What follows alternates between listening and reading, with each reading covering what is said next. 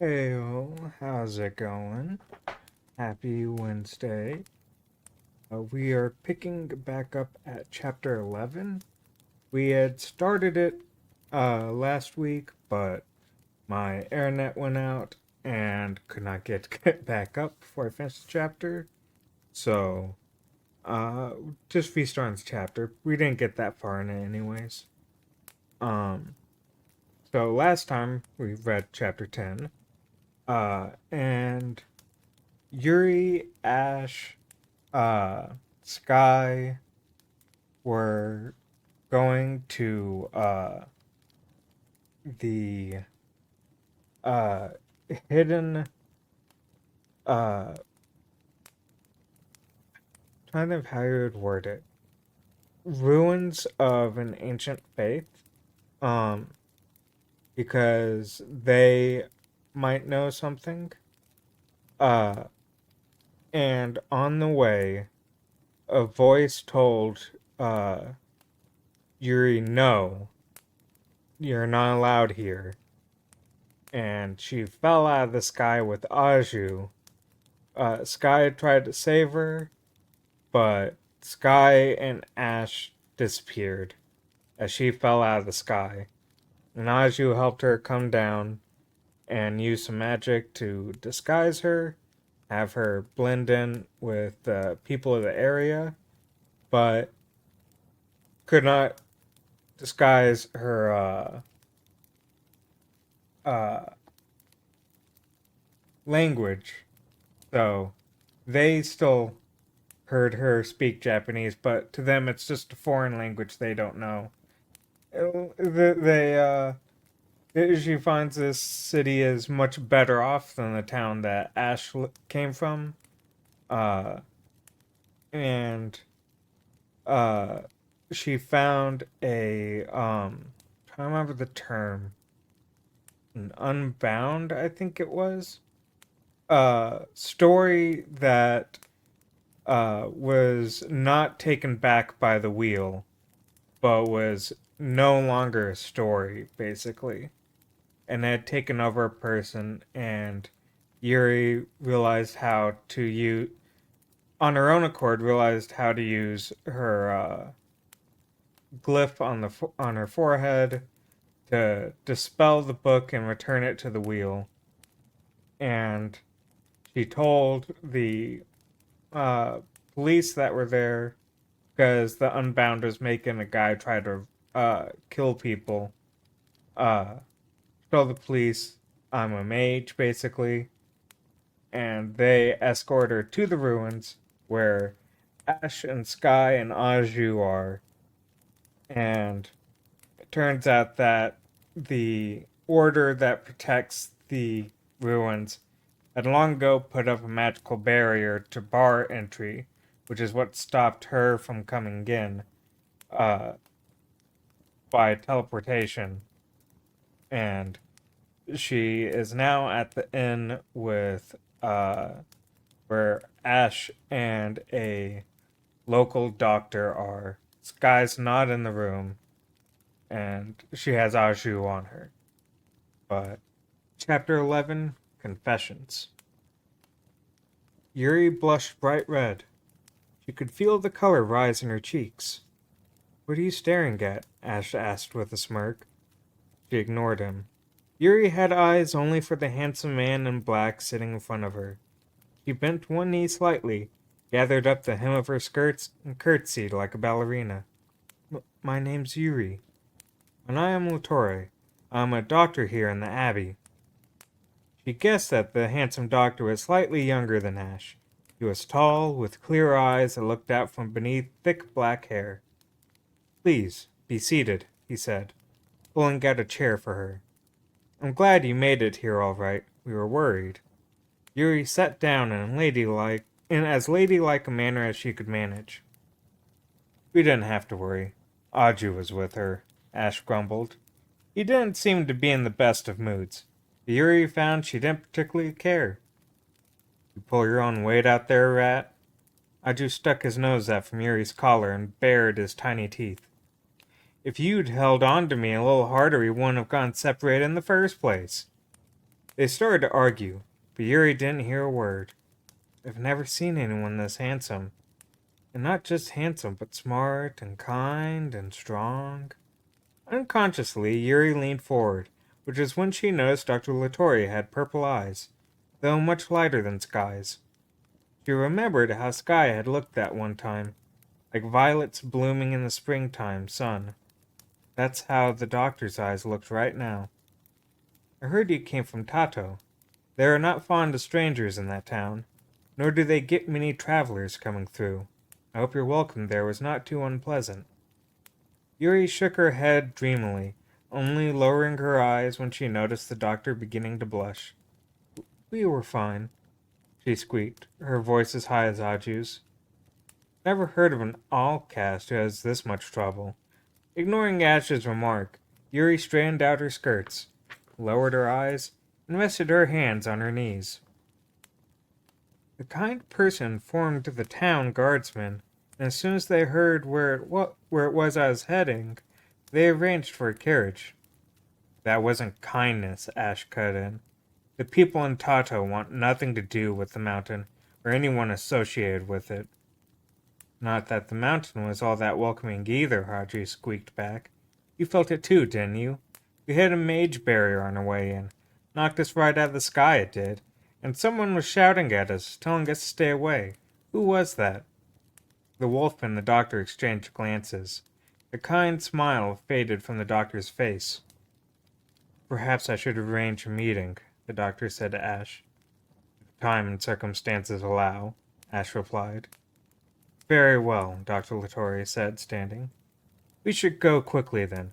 If warding magic's been used, there might be some difficulties. We are ready, Ash said. Dr. Latorre bid them farewell and quickly left. Yuri followed him with her eyes. She had wanted to speak with the doctor longer. Actually, she didn't need to talk. She would be happy just staring at him. What are you talking about? What's the big rush? She asked, turning to Ash. I'll explain when the time is right. Why not now? This is why I don't like working with girls, Ash growled, not bothering to mask his displeasure at all now that they were alone. Try thinking about my position for a change, instead of pining over that physician. But he was so nice, Yuri said with a sigh. She liked seeing Ash so visibly annoyed. Maybe he's more human than I thought, Yuri grinned inwardly. She decided to change the subject. With the doctor and all, this is really a proper town, isn't it? How many live here? 100? More? I'm not sure exactly. They're not eager for anyone to know. I do know that the monks alone number 80 in all. Ash frowned at Yuri. You seem unreasonably taken with this cave, so let me be frank. This is not a happy place, or even a pleasant one. People here are poor, or sick, or homeless, Yuri said, cutting him off. Salo told us on the way in. I saw children, too. Orphans, for the most part. You seem to know a lot about this place, Ash. And Dr. Latorre. Ash furrowed his brow, his mood still as dark as the low ceiling above them. There are people here like Utsu, the Springfoot Yaman Canal. No other place will take them in. They are driven out, chased, hunted, till they find this place, and here they die, down in this cave, far below the ground. Ash shook his head. And when they die, they need to be buried. That's where I come in. Yuri nodded, understanding entirely. Utsu was going to die. The flush left her cheeks. There's a graveyard on the very bottom level of this cave. I'm the undertaker there as well. I see, Yuri began. She heard a voice calling quietly, Lady Allcast. She looked around and saw two bookshelves standing in the corner of the room. She seemed to be in a sort of living room. There were paintings on the walls and flowers, probably dried, given that they were far from any sunlight, and a vase on the table. I'll go say hi, Aju offered. He hopped from Yuri's shoulder and quickly scampered up the bookshelf. The books, with their old, cracked bindings, tittered as the mouse tail brushed their spines. Yuri smiled in their direction and bowed curtly in greeting. That reminds me, she said, turning to the wolf. Where's Sky? He was with you, wasn't he? Yuri felt a sudden chill run down her spine. What if Sky had fallen someplace else, apart from all of them?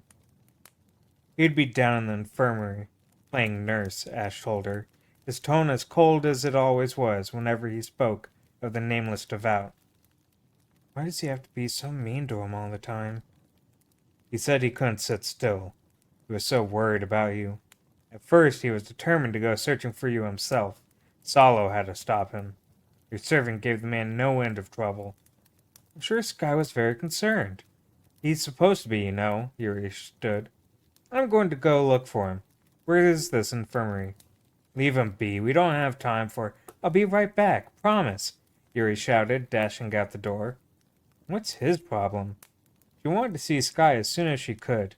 She couldn't imagine how distraught the poor fellow must have been this whole time, separated from the person he was supposed to protect. She ran down the spiral path, her vestments billowing out behind her. Further down she went. The more people she saw, with their sunken eyes and thin faces, the residents of the subterranean abbey, couldn't have been more different from the people Yuri had encountered on the streets of Tato. The only ones walking with any pep at all were the black-robed monks. They were the only ones who weren't startled to see her. Everyone else froze, eyes wide, sometimes even backing away from her, fear plain in their eyes. There were 2 infirmaries in the complex, one on either side of the large passage in which she now stood. She looked in one room, but Sky was nowhere to be seen. Instead, she found a boy sitting in a bed, crying. A monk with a vial of medicine was stroking the child's hair, muttering something in low, soothing voice. The child's mother was there too, crying along with her boy. There were some others in the room, all women and children, lying on wooden pallets, jammed in so close together that the monks had to walk sideways like crabs to get between them. The scent of blood and something worse hung in the air. She started to walk out when someone grabbed her wrist. Yuri shook herself free and whirled around to see an old woman lying on a bed by the door. The woman drew her hand back as though Yuri had bit it and shrank from her. I'm sorry, Yuri stammered. I didn't hurt you, did I? Yuri knelt down by the woman, nostrils filled with the smell of medicine and the old woman's own stench.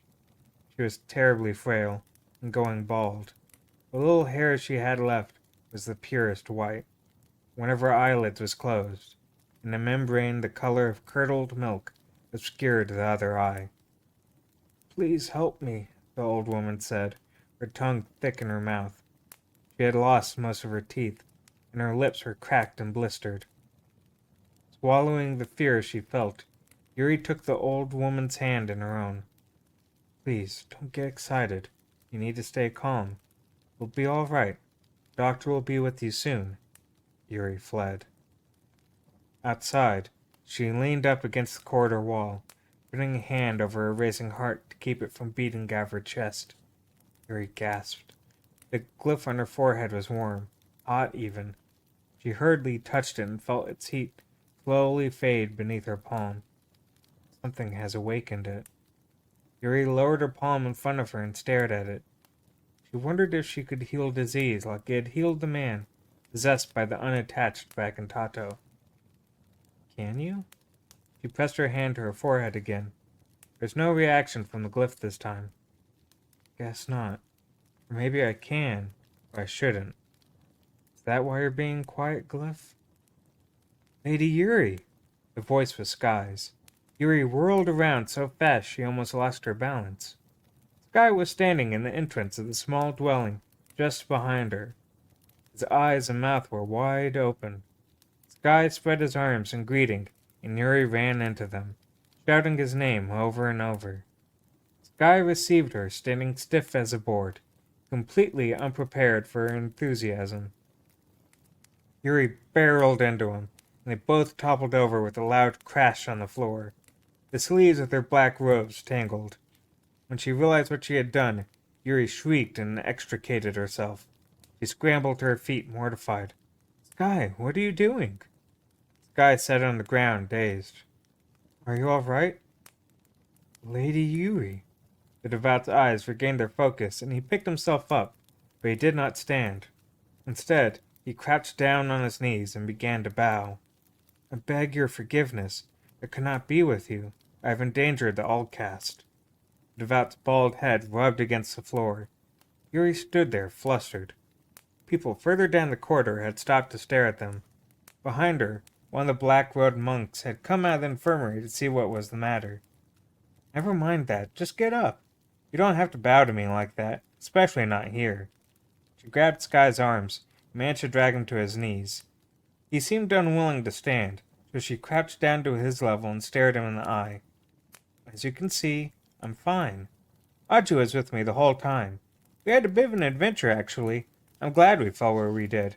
We were in a town called Tato. Oh, Sky, it was so beautiful. Yuri snapped her mouth shut. The devout's eyes were filled with tears. You were worried, weren't you? I'm sorry.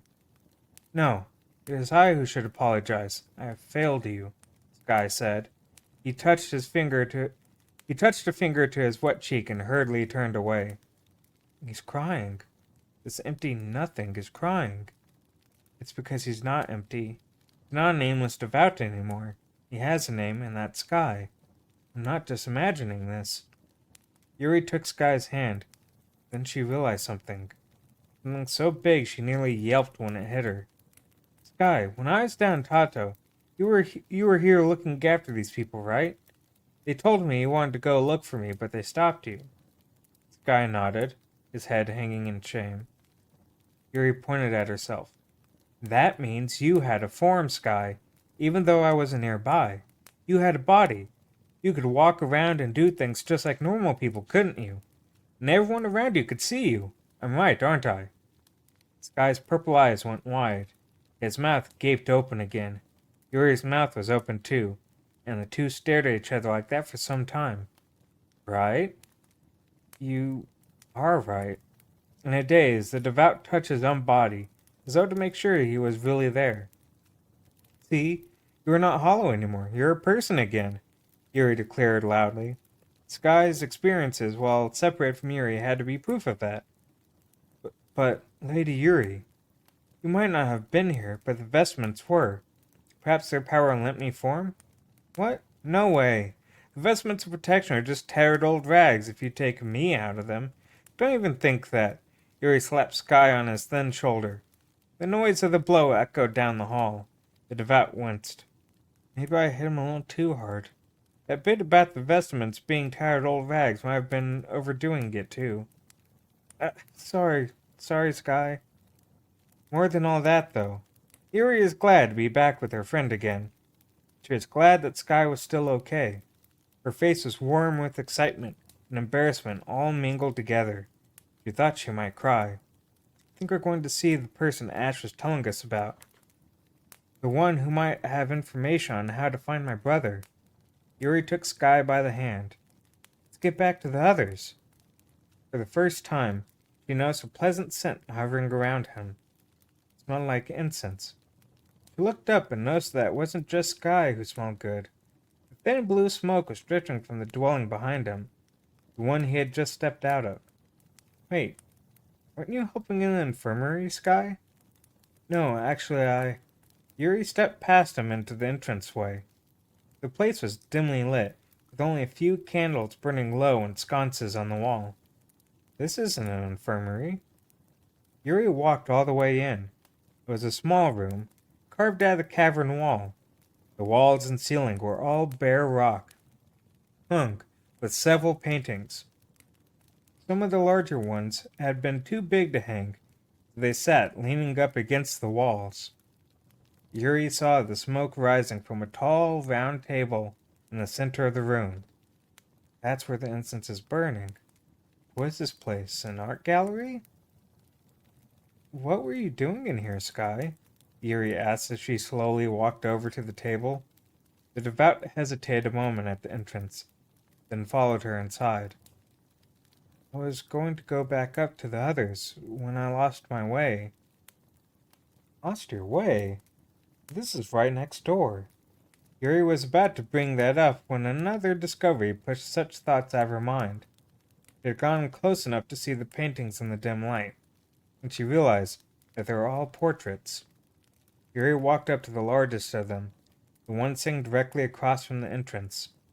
It showed a man in silver armor, with a long crimson cape flowing from his shoulders. He's another handsome one. He's a little younger than Dr. Latore, a young warrior in his prime. Not quite the same type. Dr. Latore was what you thought of when you thought of a man. Paragon of handsomeness, maybe. This warrior was beauty itself. Abstract, genderless, perfect beauty in human form. Yuri guessed his age at about 20. He had a prominent forehead and angled nose. His eyes glittered ebon black. Thick black hair fell in gentle curls down to his neck. The man's cheeks were as fresh as a baby's, adding to his youthful demeanor, marred only by a streak of silver in the hair over his right temple, like the painter had accidentally marked the portrait there with his brush. His right hand rested on the hilt of a sword at his belt. His left hand was half concealed beneath his cloak, but she could see a large ring on one of his fingers. The crest engraved into the ring was the same as the ones that adorned his shoulders, where the cloak attached. Yuri carefully removed a candle from one of the wall sconces, brought it closer to his face. It is the same crest. Behind her, Sky spoke. It is the sigil of House That word again? Dijkstra. Who are they? Sky stepped up to stand next to her in front of the oversized portrait. Kirik's birth family. Yuri's eyes opened wider, and the candle in her hand tilted. A bit of the melted wax fell on the ground by her feet. You mean... This is a portrait of Kirik Roth, 12th Count of the House Dijkstra, painted on the occasion of his first battle at the age of 19. Yuri blinked. So this was he, leader of the rebellion, commander of an army of the dead, Ash's half-brother, the cursed hero. It is said that the rightful heir of House Dijkstra is always born with a streak of silver hair over his right temple. This is the proof of their legitimacy. Yuri stared unblinking at the portrait. After a short while, she took a few slow steps backward to glance at the others. There was one of the newborn baby, wrapped in white swaddling clothes, and another of a young boy standing with a dog beneath a tree, a strong boy with ruddy cheeks. All the paintings here of Kirik. This gallery is a record of his growth from infant to man. Why keep them? Didn't Kirik's rebellion end in tragedy? Sky replaced the candle in the sconce. On account of his undead army, Kirik lost favor in the capital as quickly as he had won it. Those who blamed him most loudly were the nobles and members of parliament loyal to the old royal line, those who had clung to their riches and authority before Kirik brought them down. Under pressure from them to act, Kirik led a small force down to deal with the creatures spawned from his army, and they never returned. Though he had no choice in the matter when he left the palace. Kirik had gone from being the new king to being a traitor of the state. His enemies in the capital made it so. Those who dragged him from his throne in the end had plenty of justifications for what they did. But with Kirik so newly arrived to a power he had gained by means dark and questionable, a few whispered words in the right ears, and Kirik went from being a hero to being the source of all the kingdom's woes in the space of a fortnight. Kirik was forced to flee before he could bring the creatures under control, and eventually his enemies killed him. But his change of fate in the 11th hour was the doing of highly placed supporters of the royal family in the capital. The populace still loved and supported Kirik throughout. He had begun his rebellion to free them from the oppression, after all, and though the king who replaced him branded him a traitor and hunted him down throughout the land, there were those who had aided and harbored him before he met his end. Yuri walked quietly in front of the 5 portraits, looking carefully at each. So the Katarhar Abbey was on his side then? That is correct. Even today, they revere him as a hero of the people, as a king who would have brought peace were it not for the tragedy that befell him. This is Kirik's room, Lady Yuri. Yuri imagined the monks carrying the portraits here during the wave of religious oppression 30 years ago. Why would they have bothered if they didn't still revere Kirik's memory? It seems like they could have put his portraits up a little more in a more appropriate place. Why here, across from the infirmary? Sky smiled. I believe it is because Kirik always stood on the side of the weak, and who is weaker than the very old and very ill? Yuri smiled back at him. She felt sorrow for Kirik, an almost physical pain in her chest, though seeing the portraits hung here did much to ease that. Let's go. Yuri turned to the portrait one last time and curtsied before leaving the room. She returned with Sky to the living room above where she had first met the doctor. Ash was standing in the back, facing the bookshelves. When he came in, he turned, a sour look on his face. Where were you? I'm sorry, I got lost. Aju is up on one of the shelves. The books here say they want to talk to you, Yuri. We have a little time, don't we? Please, Ash? That's not like Aju to ask permission. I wonder what's up. Yuri walked over to the shelves, and the tightly packed books began to wink and glimmer at her. Protector of the Circle, Great Tuner of the Chords, Young Bearer of the Glyph, Apostle of the Good Light, You who bear the Providence of the Seal, Lady Allcast. A chorus of voices called out in greeting. All of them were glimmering more brightly now, the light illuminating Yuri's face. Welcome to the Hatelands. Welcome to Katahar. Thank you, Yuri curtsied, a little taken aback. What was all that they just said? Something about bearing Providence? She wasn't sure she had caught the meaning of everything. She only knew she had never heard anyone greet her quite so formally before. Lady Allcast. The chorus had now become a single voice, that of an old woman. We of the Katahar Abbey are linked to the hero's escape through ties that go back many centuries, ties as thick as living blood and as deep as the abyss at the circle's end. Lady Allcast, we would lend you our wisdom through your sage Aju, if you would have it. Please use it as you see fit. Aju's nose twitched proudly. You taught me lots, Yuri. Learned some new spells, too. That's great, Aju. Ash had left the bookshelves and was leaning up against the rock wall by the entranceway, his arms crossed. His face was stern, his gaze almost painfully sharp. This is my servant Sky. Sky turned to the bookshelf and bowed curtly. The glimmering of the books faded, their winking became more sporadic, like someone frowning at an unfamiliar sight. Sky's expression was hard. For some reason, though the light from the shelves fell on them the same, in it his cheeks looked pale, his skin tightly drawn across the bones of his face, casting strange, hollow shadows. We were about to, Yuri began, when the old woman's voice interrupted her. We know where you go, Lady Allcast. Yuri thought she sensed the books shiver, as a person does when saying something they are reluctant to admit. Be strong, Lady Allcast. You must be strong. And patient. Huh? What was that supposed to mean? Why is Aju nervously scratching at his nose? What connection does Katahar Abbey have with the hero's escape? You said they were old ties from a long time ago. What do you mean? Just then she heard the sound of hurried footsteps on the path outside.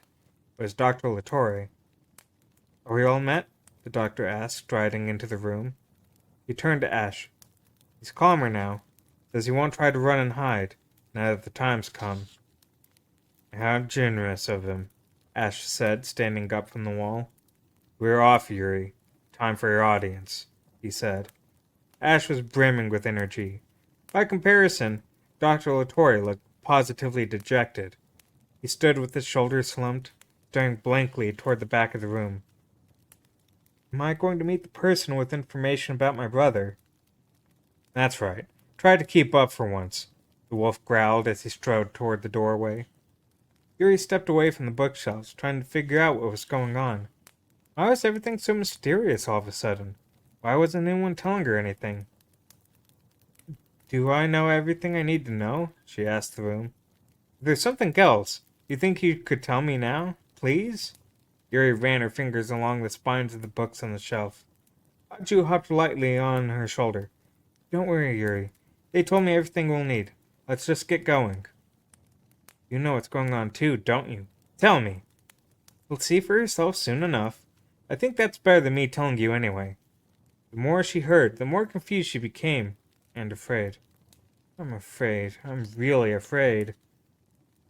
Ash strode across the room, grabbed Yuri by the arm, and pulled. Enough of this. No, Master Ash, stop, Sky said, moving to step between them. You stay out of this, Ash roared. He violently shouldered the devout out of the way. Hey, don't do that to Sky, Yuri shouted, her anger rising. Yuri thrust forward with her arms, pushing Ash away from her. Still not satisfied, she lifted her hands in charge. I'm going to hit him, or scratch him, or bite him, or I don't know what. Yuri, Aju squealed from her shoulder. Yuri swung her hands down at Ash, but they stopped inches away from the wolf's face. Ash's hands gripped her tightly by the wrists. She couldn't move either arm. If you're an all-caste, why don't you start acting like one, miserable child? Ash growled in a low voice. He flung her away, sending Yuri staggering into the arms of the nameless devout. The two stared at each other across the room. Lady Allcast, the one's voice said tearfully, please, you must follow the wolf for now. You must go meet the one who waits for you in the depths of Katahar. Yuri spoke to the voice, though her eyes stayed fixed on Ash. I noticed you books went dim when Sky bowed to you. You don't like him either, do you? Maybe you know why Ash seems so bent on making Sky's life miserable. He's been like this from the start, all high and mighty and cruel to Sky, and now he's keeping important things from me. It's all right, Lady Yuri, Sky said from behind her. It's all right, No, it's not all right. Not until I say it is. You be quiet, Sky. My internet went out again for no reason. So I'm just gonna go back page.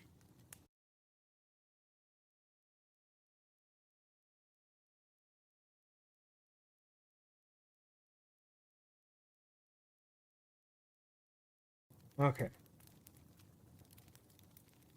This is my servant, Sky. Sky turned to the bookshelves and bowed curtly. The glimmering of the books faded, their winking becoming more sporadic, like someone frowning at an unfamiliar sight. Sky's expression was hard. For some reason, though, the light from the shelves fell on them the same. In it, his cheeks looked pale, his skin tightly drawn across the bones of his face, casting strange, hollow shadows. We were about to, Yuri began, when the old woman's voice interrupted. We know where you go, Lady Allcast. Yuri thought she sensed the book shiver, as a person does when saying something they are reluctant to admit. Be strong, Lady Allcast. You must be strong. And patient. Huh? What is that supposed to mean? One sec. Stuff still popping up from starting stream up again. Oh, I reset my computer. Huh? What's that supposed to mean? Why is Aju nervously scratching at his nose? What connection does Katahar Abbey have with the hero's escape? You said there were old ties from long ago. What did you mean? Just then she heard the sound of hurried footsteps on the path outside. It was Dr. Latore. Are we all met? The doctor asked, striding into the room. He turned to Ash. He's calmer now. Says he won't try to run and hide now that the time's come. How generous of him, Ash said, standing from the wall. We are off, Yuri. Time for your audience, he said. Ash was brimming with energy. By comparison, Dr. Latore looked positively dejected. He stood with his shoulders slumped, staring blankly towards the back of the room. Am I going to meet the person with information about my brother? That's right. Try to keep up for once. the wolf growled as he strode toward the doorway. Yuri stepped away from the bookshelves, trying to figure out what was going on. Why is everything so mysterious all of a sudden? Why wasn't anyone telling her anything? Do I know everything I need to know? She asked the room. There's something else. If you think you could tell me now, please? Yuri ran her fingers along the spines of the books on the shelves. Aju hopped lightly on her shoulder. Don't worry, Yuri. You told me everything we'll need. Let's just get going. You know what's going on too, don't you? Tell me. You'll see for yourself soon enough. I think that's better than me telling you anyway. The more she heard, the more confused she became, and afraid. I'm afraid. I'm really afraid. Ash strode across the room, grabbed Yuri by the arm and pulled. Enough of this. No, Master Ash, stop, Sky said, moving to step between them. You stay out of this, Ash roared. He violently shouldered the devout out of the way. Hey, don't do that to Sky, Yuri shouted, her anger rising. Yuri thrust forward with her arms, pushing Ash away from her. Still not satisfied, she lifted her hands and charged. I'm going to hit him, or scratch him, or bite him, or I don't know what. Yuri, Aju squealed from her shoulder. Yuri swung her hands down at Ash. They stopped inches away from the wolf's face. Ash's hands gripped her tightly by the wrists. She couldn't even move. If you're an all-caste, why don't you start acting like one, miserable child? Ash growled in a low voice. He flung her away, sending Yuri staggering into the arms of the nameless devout. The two stared at each other across the room.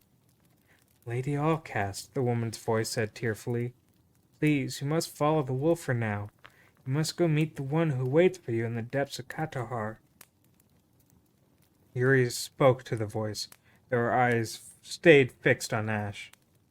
I noticed your books went dim when Sky bowed to you. You don't like him either, do you? Maybe you know why Ash seems so bent on making Sky's life miserable. He's been acting like this from the start, all high and mighty and cruel to Sky. Now he's keeping information from me. All right, Lady Yuri, Sky said from behind her. It's all right, No, it's not all right. Not until I say it is. You be quiet, Sky. Yuri, said a quiet voice. Someone grabbed her by the elbow and gently pulled her away. It was Dr. Latore. She hadn't even noticed him come into the room. We must go. There is little time. Yuri stood there with her mouth in a pout, ready to retort even though she had no idea what she might say, with the doctor's eyes fixed on her. It will not be in the proper state for you to speak with it for much longer. It? Yuri gasped. What's this now? They were going to see a person, not an it. Yuri swallowed her outburst and let herself be led from the room. Dr. Latore turned to Sky. You will stay here, please, for Yuri's sake. Yuri didn't see how Sky could be any better informed than she was about all of this, but she simply nodded and withdrew. In fact, he stepped back so fast he hit the bookshelves behind him. The books blinked and glimmered like fireflies caught by a sudden rain. Ash walked silently ahead. The three had gone a ways down the path, and Yuri turned to Dr. Latore. I'm sorry. I won't act that way again. The doctor smiled at her, but it wasn't the kind of smile that had charmed her the first time they'd met. It was sorrow in his eyes now, and Yuri could see it. Ash walked swiftly, apparently familiar with the twists and turns of the cavern's many paths. Dr. Latore walked behind Yuri, who occasionally had to jog low to keep up with the wolf. The three of them were alone. Aju had protested loudly when Ash said he couldn't go either. The wolf had scooped him up for a moment, and for a moment it looked like he was going to toss the little mouse against the wall. Yuri had run to stop him, but for some reason it was Sky who talked her down. Aju would remain with him in the books. It was better that way. Now that she was actually walking down to the bottom of the catacombs, it seemed far more distant than she had imagined it would be from the top. As they passed down the levels, the candles along the wall that lit their way were replaced by torches, and they were fewer and farther between. But Yuri didn't notice that so much as she noticed the increasingly large pools of darkness around them. A railing ran down the path along the inside edge. When she peered over it, All she could see were flickering torches burning below. There were few monks down this far, and fewer residents. In the lowest levels, there are solitary chambers for the gravely ill. That's where we're headed now, Dr. Latore informed her. Solitary chambers? Dimitri has told you of the creatures that rose from Kirik's undead army, and the venom they carry? Yuri nodded, slowing her pace. They had been walking so quietly she had to catch her breath. Once the poisoning makes itself known, the victims do not live long. Yet, in their remaining days, they often become quite violent. It falls to us to protect the other patients and the victims themselves from harm. Thus the solitary chambers. You might say that their maladies are the side effects of the magic used to raise the dead. Yuri blinked, surprised to hear the doctor use the same kind of medical language doctors in her world used. Because the venom is magical in nature, medicine is of little use in its treatment. We must rely on magical means ourselves. Has any progress been made in countering the venom's effects? The doctor shook his head.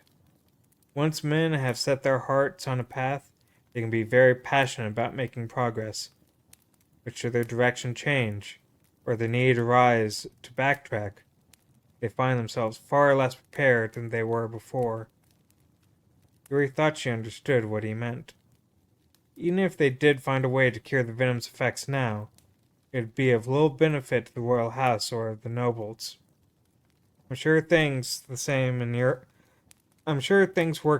your world, Lady Yuri. There are few who would devote their time and efforts to something that bears no reward of riches or power. Though his tone remained gentle, Yuri realized Dr. Latore was criticizing the mages of the Hatelands, and harshly. Finally, the three arrived at the lowest level. A large pair of torches stood at the bottom of the descending spiral path. All above them was dark. Sparks flew up from their torches, ascending along with the smoke into the blackness over their heads. Once again, Yuri felt herself growing afraid. It occurred to her that if for some reason she never made it out of this place, she would never again see the light of day. She tried to banish the thought from her head, but could not. Cavern sides do not fall straight down, Ash said, wiping a lock of sweaty hair off his forehead. The entire cavern slants gently, you see.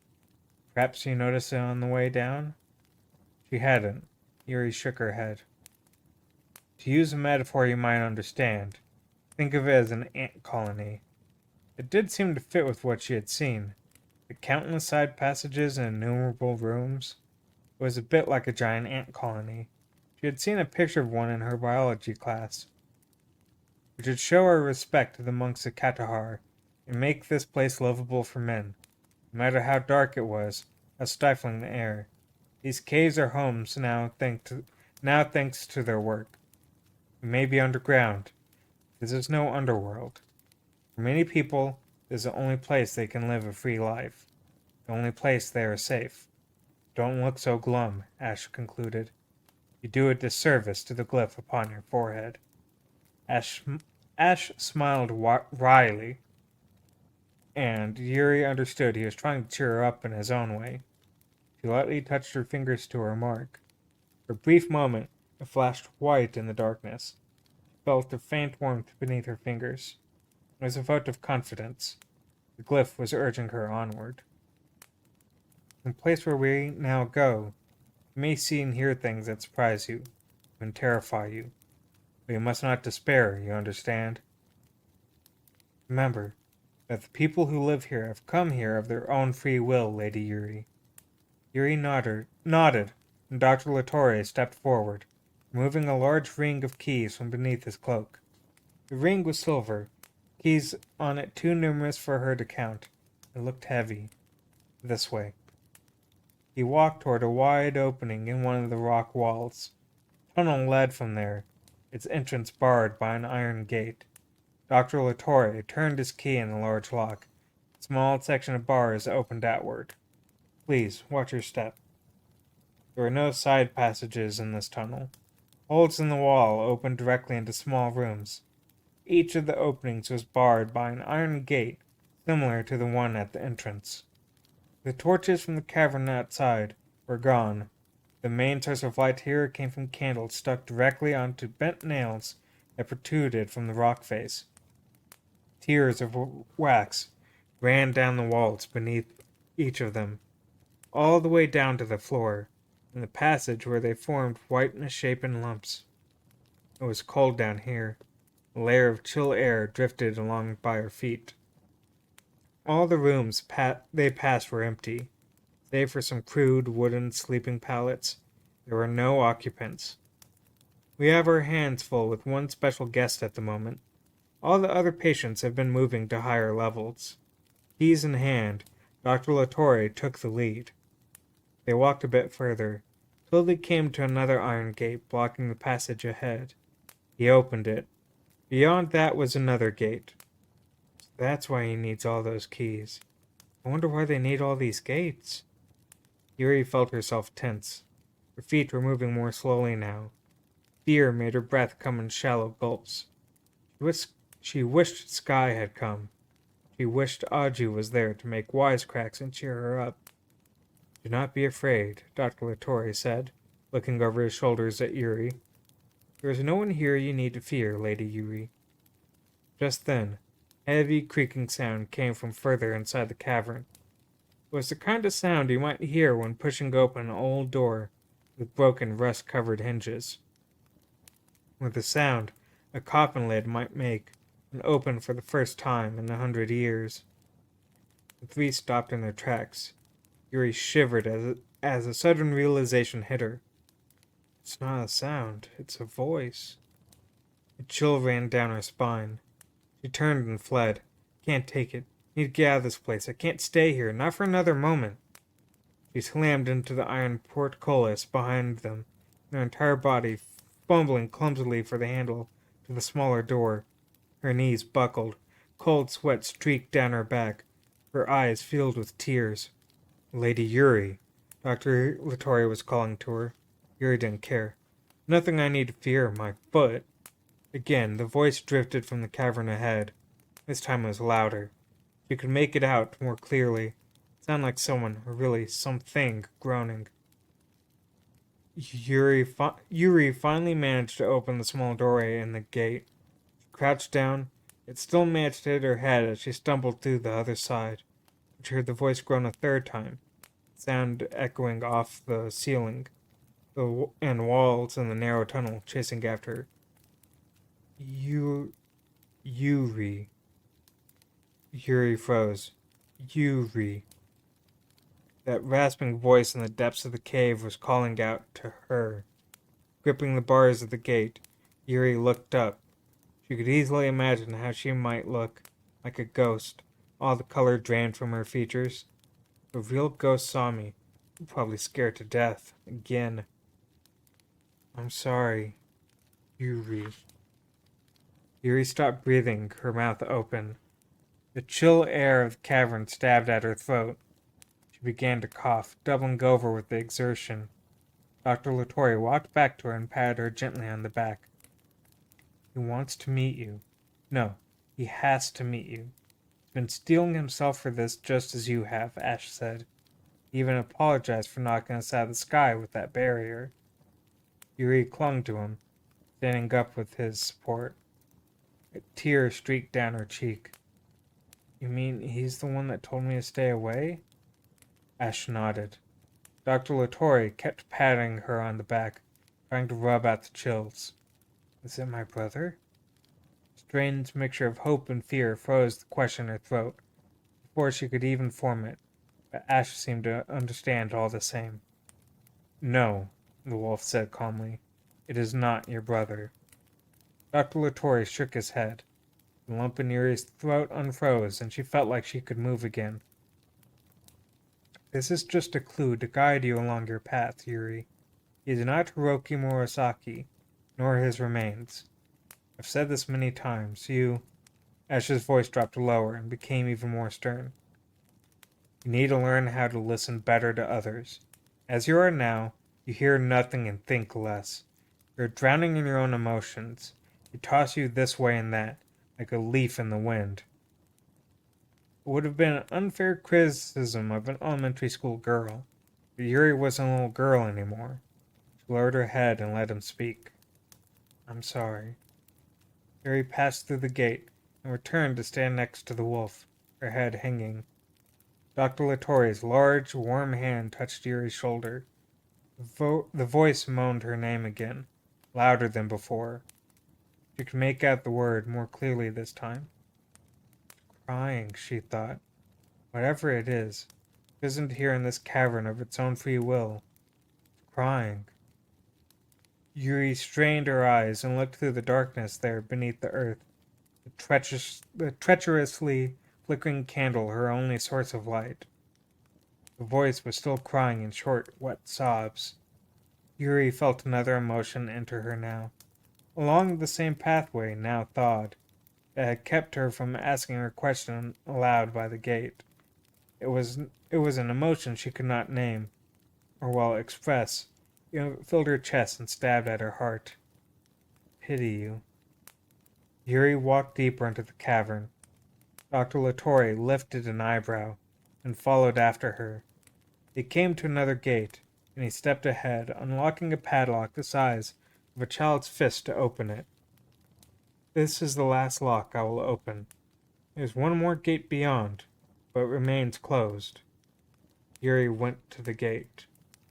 A bent nail protruded from the rock face directly in front of her, on which was stuck the remains of a single candle, still burning. So weakly, it looked like it might flicker out at any moment. All of the candles up until now had been affixed to the side walls. This was the first one she had seen straight ahead. This is the end, the deepest part of the depths. She turned her head slowly to look off to the right, where the cavern seemed to extend further. Her feet shifted beneath her, till she was facing a final set of bars hanging in the gloom, just at the edge of the tiny circle of light cast by the candle. Utter darkness swallowed everything outside that. The sobbing she heard coming from beyond the bars stopped. The cavern was silent, save for Yuri's own quick, ragged breaths, even though she heard not with her ears, but internally. The sound seemed contained within her body. Outside her body, everything was quiet and dark, dark, dark. Then there was a rustling of cloth. Dr. Latorre came in through the gate behind her. Yuri was surprised to notice Ash standing next to her on the other side.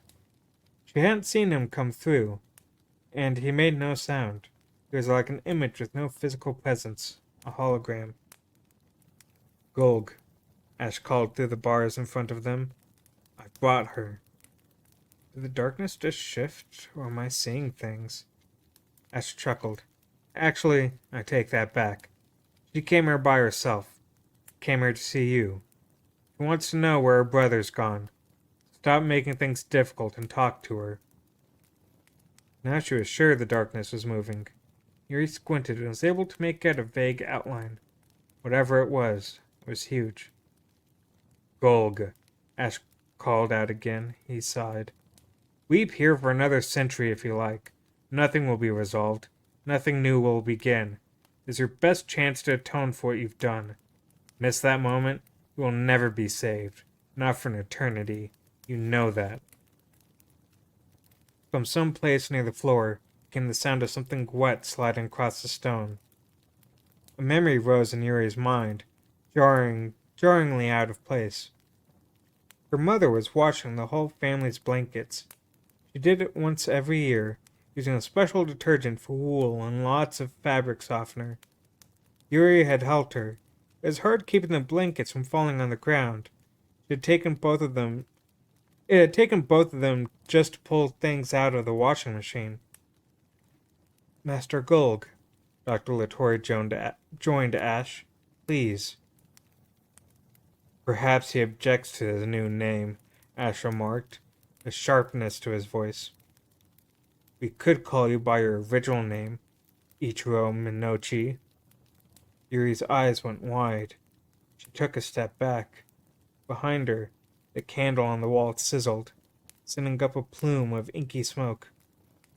Ichiro Minochi? My great uncle?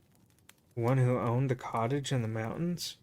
The eccentric rich hermit who traveled the world in search of ancient books is here? Yuri knew him only by his name. She had never seen his face.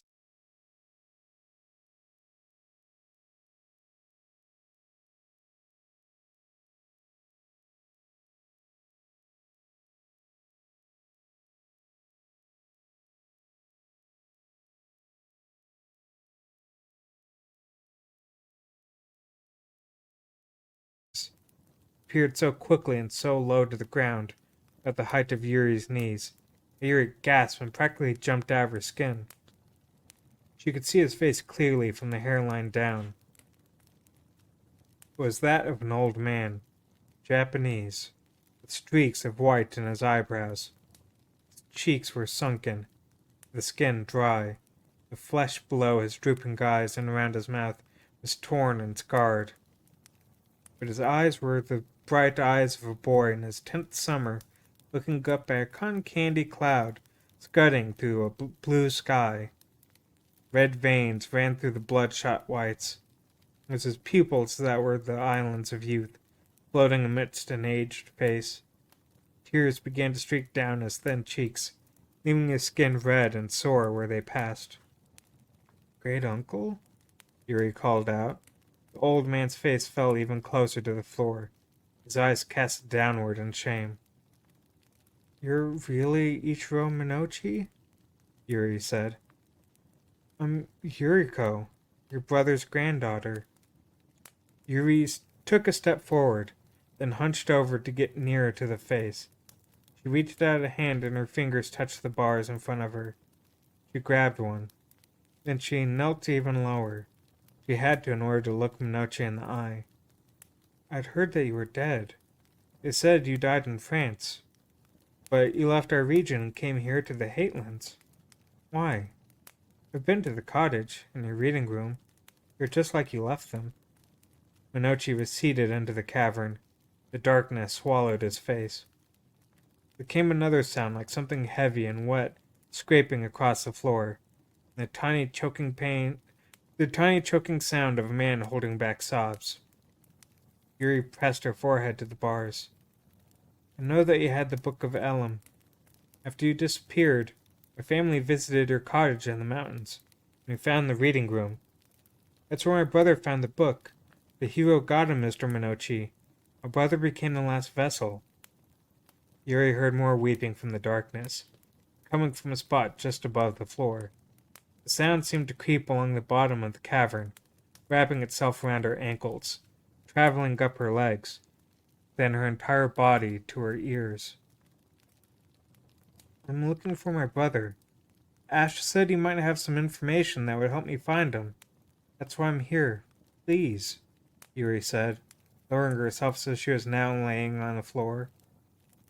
Please, if you know anything about where my brother might be, tell me. You know a lot about the Book of Elam, don't you? You know what happens to people who are taken by the hero. You know how I can find my brother? What am I supposed to do? Where do I go? Without a word, Ash grabbed Yuri by the shoulder, pulled her away from the bars. The pale face of the man reappeared from the darkness. He had given up trying to hold back the tears and wept openly now. His eyelids were red and swollen. I'm sorry.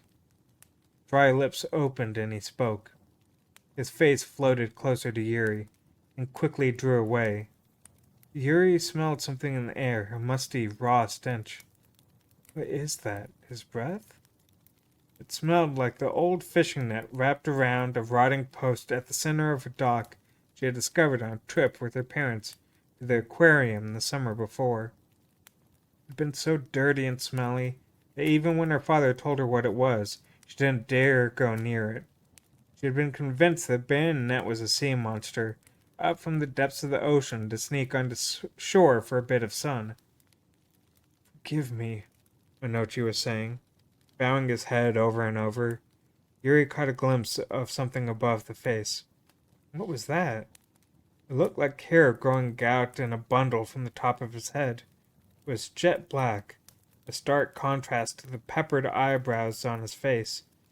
Then it seemed to her that the dark clump was too thick to be hair. It was more like a large rubber hose. Maybe I'm seeing things. It is all my fault. I brought the Book of Elam into our region. I deciphered it, called forth that which slept within its pages. But the man's voice was almost entirely strangled with his sobbing. She could make out the words quite clearly. It reached her ears unfiltered by the vestments of protection. He was speaking Japanese. I was punished, Nochi continued, tears dripping from his eyes. The severity of my punishment was such that I could no longer remain in my own region, and so I fled here. I wanted to forget my transgression, cast away my responsibilities. I left my cottage and all my books, and I ran. Yuri's heart had begun to strain against her. It wanted to leave. Soon her entire body joined in the rebellion. It wanted to flee. Every bone in her body wanted to be as far away from this place as possible. Yuri had to grab onto the bars tighter to keep herself from running away. Are you talking about how you tried to raise the dead? Is that why you sought magical power, isn't it?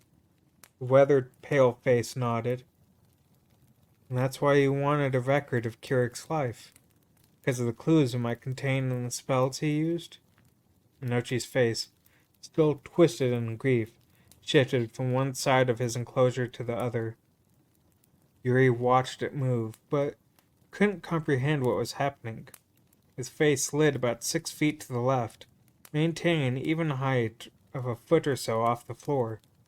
She couldn't see how someone could move like that, even crouched on the floor or lying on their side. Warning bells went off in Yuri's head. It's too much. Her body was screaming, it's not natural. Can't stay here any longer. Something's wrong. Something's terribly wrong. Yuri gripped the bar so tightly her joints ached all up and down her arms. Yuri, the thing said in a thick voice that grumbled in its throat. That is your name here, is it not? Minochi's eyes looked at her. His head lifted until it was even with her shoulders.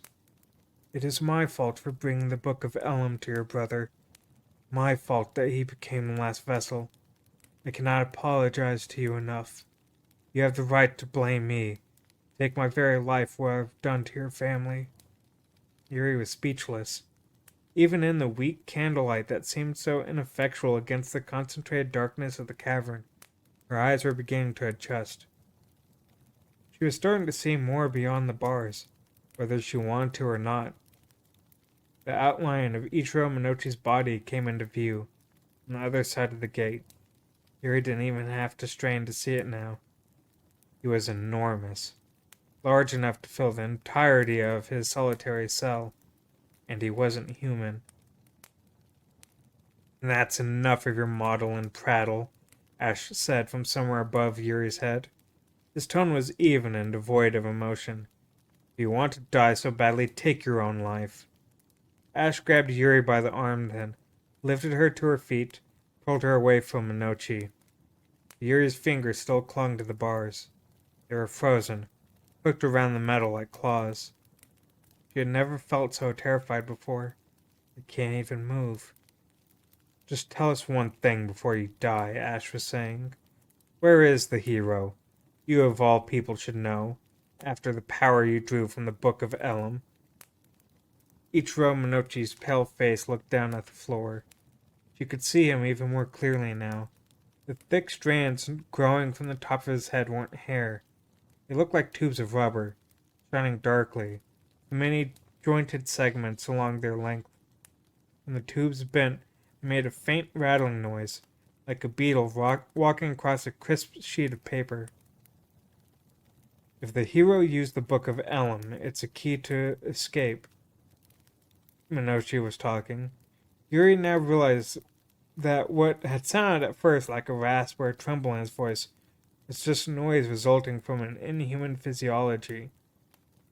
Her great-uncle's voice wasn't coming from a throat, as she knew it, but from some other organ entirely. The rattling sound grew louder. Ichiro Minochi's face swayed from side to side, as if a breeze rocked the bundle of cords that stretched down from the ceiling. The heavy, wet sliding sound drifted up again from the floor. It will seek Kirik's flesh. You mean Kirik's body? Ash asked sharply. Indeed. The pale visage nodded. After his death, Kirik's body was divided into 8 pieces, each placed in magically sealed coffins and buried in the earth. The hero will try to retrieve those coffins, revive Kirik's flesh, and inhabit it. Yuri heard the sound of someone breathing quietly. It was Dr. Latore. He had come up close behind her, is now reaching around her on both sides, his hands touching hers where they clutched the iron bars. Gently, he began removing her fingers from the bars, peeling them off one by one. He began with the thumb on her right hand, then her index finger. She could hear him breathing by her ear. There is no talk of what you say in any legends or records, Ash protested.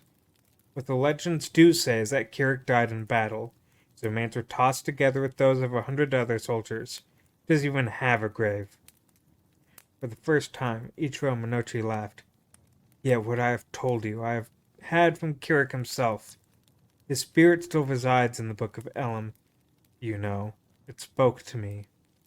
The fingers on Yuri's right hand were now completely free of the bars. Dr. Latore began working on the left. One hand free, Yuri began to tremble like a dry leaf in the wind. Tell me where all the graves are, then. All 8 of them. Minochi's face drifted to one side. Tell you? No knowledge. No, knowledge is not to be dispensed, seized by one's own hand. Only then is it truly useful. I'll show you useful, you fiend, Ash said, raising his voice. Yuri's left hand slipped from the bars. Dr. Latore dragged her quickly backward, just as Minochi's face came lunging forward. With a loud clang, his forehead smacked against the iron bars. He was laughing loudly, his mouth a gaping hole bored by sunken cheeks and that pale face. His eyes burned with a wild black flame. Yuri clung to the doctor. He wrapped the sleeves of his robes round her. Golg, remember who you once were. Remember Ichiro Minochi the human, the one they called a sage. This little one is of your blood. He can't hear a single thing we're saying. Gone completely mad. The realization filled her with enough fear to freeze the blood solid in her veins. Her great uncle was no longer human. He was no longer sane. His mind had become unhinged. In order to employ magic powerful enough to raise the dead, Minochi said, grinning evilly, the spellweaver must surrender his own body as a reagent. It is the mage's body that acts as a battery, gathering up the life energies that flow through the circle, bring them together, storing them.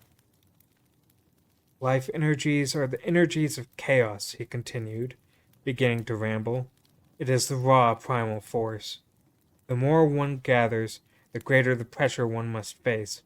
Only those who can control it, who can fight it and win, can pass that energy on to the dead. Minochi giggled. It was successful, but still a far cry from what Kirik was able to accomplish. Why? Yuri asked, but she found that she didn't particularly want to know the answer. What did you lack? I gathered the life energies and... We've heard enough, Ash, Dr. Latore said. We need to leave now. Dr. Latore began to move back toward the gate, still clutching Yuri in his arms. Yuri dug her heels in the cavern floor, resisting. She couldn't take her eyes off of her great uncle. She couldn't escape the burning black flame of his gaze. No, what happened after that? Yuri. Ichiro Minochi's mouth opened wide, black tongue snaked out. Yuri noticed that all of his teeth had fallen out. My body could not withstand the energy. No, I did not lose. I merely changed into a form better suited to contain the energies I sought. Minochi's eyes flared then, and his laughter was full of pride. The light from his eyes grew until all darkness was abolished from the cavern. Yuri could see the entire chamber now, from corner to corner. On the other side of the bars, Ichiro Minochi's shape was revealed. Witness, young Allcast. This is my true form. This is my true power. He looked like a black lump of foulness, a heap of putrescent mud piled high into a mound. His skin was black and wet. It glistened in the light and was stacked in layers, here retracting, there bulging out. It was impossible to tell which parts had originally been arms and which legs. He looked like a collection of rubber hoses, tangled in a mass of rotten seaweed. Then the mass moved. She spotted tentacles rising from it. 1, 2, 3 rose from the black mound, snaking out into the cavern. Each tentacle was covered with countless suckers, like an octopus's legs. The suckers opened and closed with every twitch of the mound. They were hungry, thirsty, lusting for nourishment, lusting for everything. And Ichiro Minochi's gaunt face hung from the end of one of those tentacles, like someone's devilish idea of a lantern. Yuri screamed. She didn't make any words, just screamed and screamed and screamed some more. Dr. Latorre carried her from the cavern in his arms. With her head hanging back, she screamed the entire way. Dr. Latorre sped like the wind through gate after gate, gently holding Yuri's head to him with one hand. She buried her face in his chest, her screams eventually becoming one repeated frantic demand. Get me out. Get me out of here. Get me out. Her last gargled scream trailed off, and Yuri slumped in the doctor's arms, her breath exhausted. Yuri's eyes closed and she lost consciousness, slipping from the darkness of the cavern bottom into darkness even more total and silent. And that's where the book takes a little break, so I'm going to take a sip of my drink because I am fucking thirsty.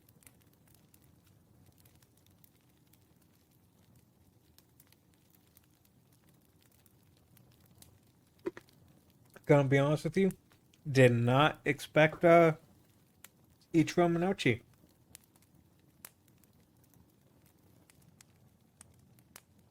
Okay. Hiroki? Yuri stood in a darkness so pitch black she felt like she had lost the power of sight completely. Hiroki, are you there? Then in the distance, she saw her brother's face. It was pale, frail, and thin, but it was him. It was Hiroki Murasaki. He was smiling. He lifted an arm and waved to her. Goodbye. Wait, don't go! Yuri wanted to chase him, or run really fast, and still catch him, but her feet wouldn't move. Her mind willed them to race ahead. She took not one step. Hiroki's pale face receded even further into the distance. Hiroki! Yuri noticed that something was wrong with her hands. They had turned into black tentacles. Yuri flinched and looked at her own hands as they reached out for him.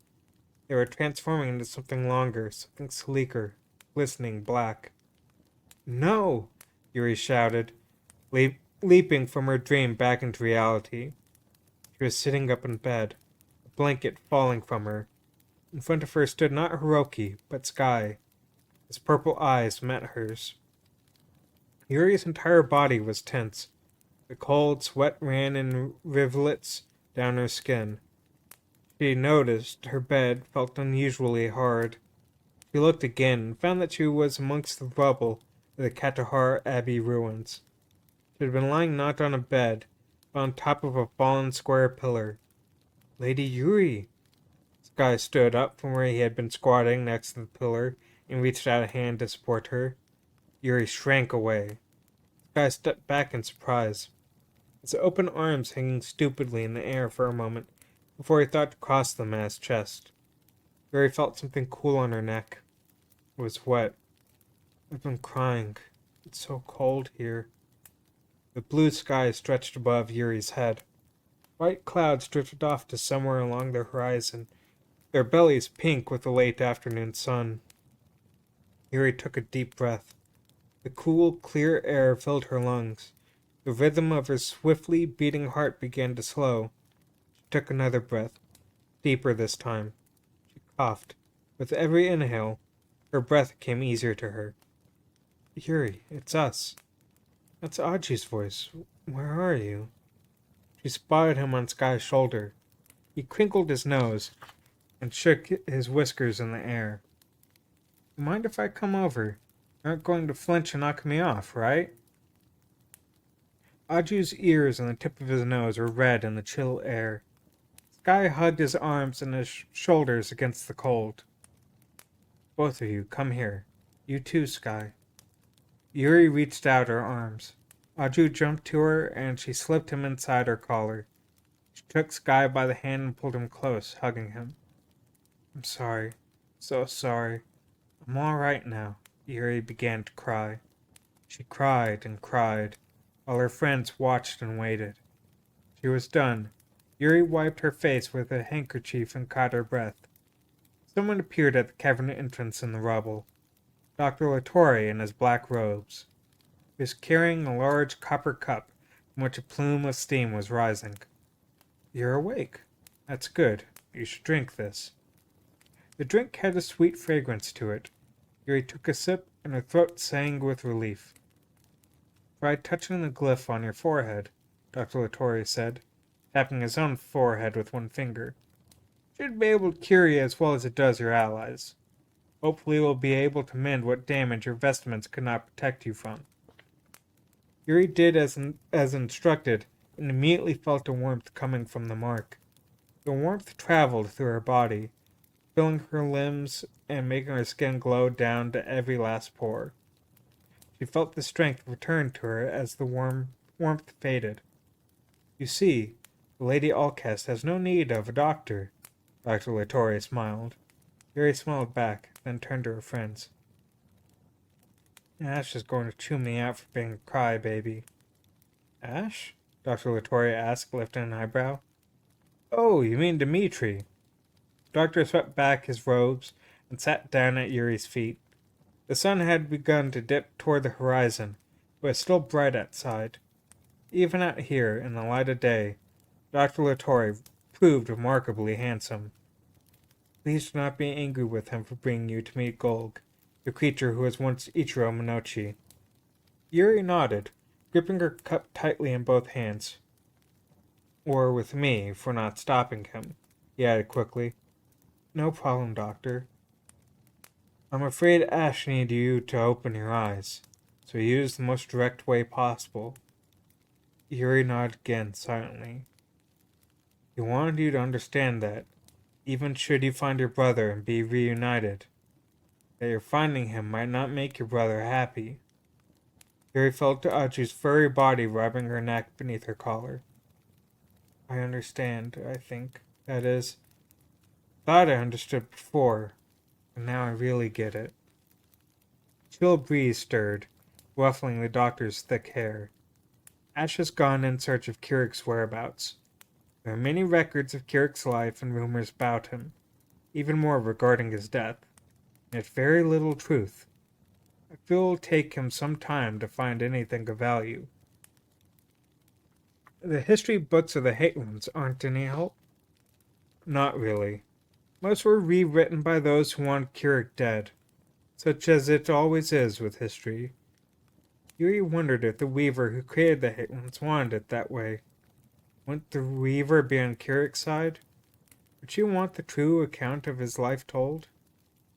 Or was the Hatelens already out of its Weaver's reach, in its own entirety, existing without a creator, which meant the Weaver could only create worlds, not control them?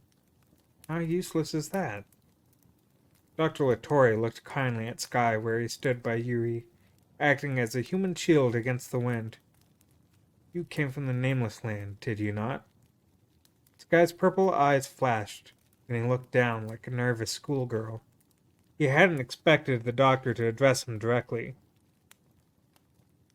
Sky is a nameless devout, Yuri offered. You know of the Nameless Land, Doctor? Ash told me of it. He knows much. Yuri noticed the doctor's voice had a certain reverence in it when he spoke of the wolf.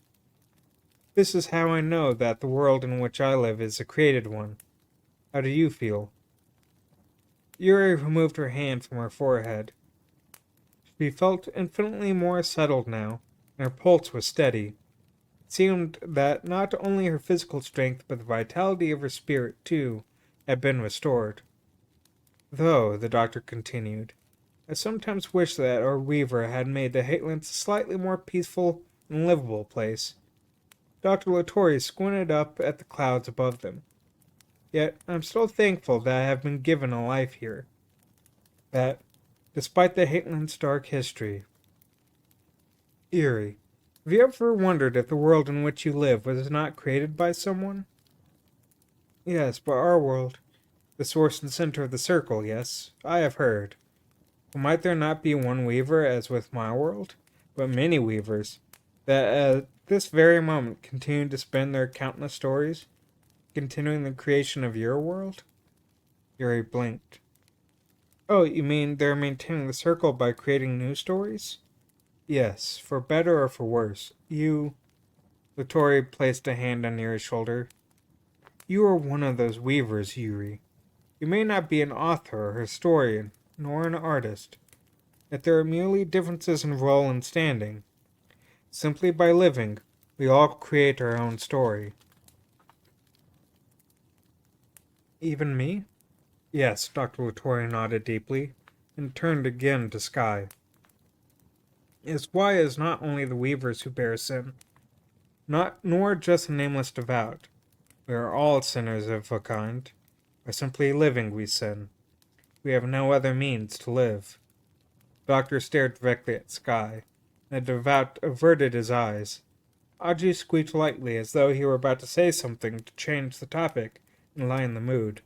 At the end, he said nothing. Sky, it seems to me that yours alone is a far purer existence than the rest of ours, Latorre said. That's ridiculous, Sky said, breaking the silence at last. I am inculpated, and furthermore, I was cast out from the nameless land. I am a sinner among sinners. No, I do not believe that to be the truth of it, Dr. Latorre continued, a look of kindness, empathy, and deep understanding on his face. Empathy? Suddenly, Yuri became uneasy. She could feel her body reacting to the doctor's words. Why is he telling this to Sky? You are free, Dr. Latorre continued, heedless of Yuri's consternation. The burden you once bore has been lifted. What do you mean by his burden? Yuri asked, standing quickly, stepping between the two of them, effectively shaking the doctor's hand from her shoulder as she stood. I was told that Sky became a nameless devout because he had committed a sin, the sin of living a story. Is that what you mean by his burden? What's the truth? I don't understand what you're saying. Yuri, easy now. Aju squeaked from her collar, batting her jaw with a tiny paw. The tone of his voice reminded her of how he had sounded before he had become a mouse. She was an all-caste, when he had been a book, all-knowing and harsh. It's all right, Aju, Dr. Latorre said, his eyes still fixed on Sky. You understand my words, don't you? No, rather, I see that you are beginning to understand them. You must do this, devout. It is not something from which you can turn. Yuri turned to look in Sky's direction, and he lifted his eyes to meet hers. His eyes were bloodshot and wet with tears. Yuri swallowed. What is it, Sky? Do you really understand what he's saying? There's some deep meaning here that everyone but me can see. I am inculpated, Sky repeated, his voice cracking. He struggled to stand, and his robes wrapped around his legs, making him stumble. Still, he stood and began to run toward the cavern entrance. Sky! Yuri ran after him, while Aju hopped to the top of her head, squeaking, No, Yuri, stop. Let him be by himself. Yuri stopped, feeling dizzy with shock. What? Don't tell me you understand what he's saying, Aju. If you do, you better tell me. What was Sky's sin? What's his burden? What does the doctor mean that to lift it? Man, don't you know when to shut up? Aju jumped in the air, landing with a smack back on her head. Can't you act like an adult, like an all-caste, just this once? Stop yelping and squealing like a little girl all the time. Yuri's body trembled with shame and rage. Can't help it. No one tells me the truth. No one tells me what's going on. Look, Aju began, suddenly withered. His tail went slack against her hair. There's lots of things I don't know either. I'm just a little dictionary after all. A youngster. Sorry. Aju added, sounding like he might cry. That said, I'm starting to put things together. But Aju's nose twitched in the direction of Dr. Latorre. I'm not sure I like this. Dr. Latorre nodded. I understand. The books here told me some things. They possess much knowledge. Yeah, well, I wish they'd given me some knowledge of that back when this whole thing started. The conversation was going over her head again, but Yuri managed to keep a hold of her temper this time. To the contrary, she felt her chest grow cold. Aju might not be making much sense, but she could tell he was frightfully serious and more than a little afraid. She had never seen him like this. Even if you had known back then, you would not have been able to put what you knew to use, Dr. Latorre was saying. Were you to tell your story, you would not have been believed. You have been forced to wait in silence till such a time as you could be believed. The doctor fell silent for a moment, then added in a quiet voice, just as Ash does now. Audrey scrunched up, becoming nothing more than a fuzzy white ball, then sprang from Yuri's head and dashed between the two pieces of rubble and out of sight. It was a while before Yuri found her voice. Doctor, is Aju? Wipe your eyes, Yuri. Yuri put a finger to her face. It was streaked with tears. Hurriedly, she rubbed at her eyes with the back of her hand. I'm sorry, I'm so confused. The doctor shook his head, frowning. No, I was careless. I've said too much and I apologize. The wind picked up, ruffling their black robes. The bangs lifted from Yuri's forehead, revealing her glyph. Something happened while I was asleep, didn't it? Yuri asked, growing more convinced that she was right even as her lips formed the question. Dr. Latorre, his face still strained, managed to smile. No, nothing really happened. He's lying. You're the one who brought me up from below, right? I remember half of our trip. I remember going through several of the gates, up to the part where we reached the hall at the lowest level of the cavern. I remember screaming the whole way. Something happened then, didn't it? That's why Sky and Aju were all worked up. We were trying to calm them down just now.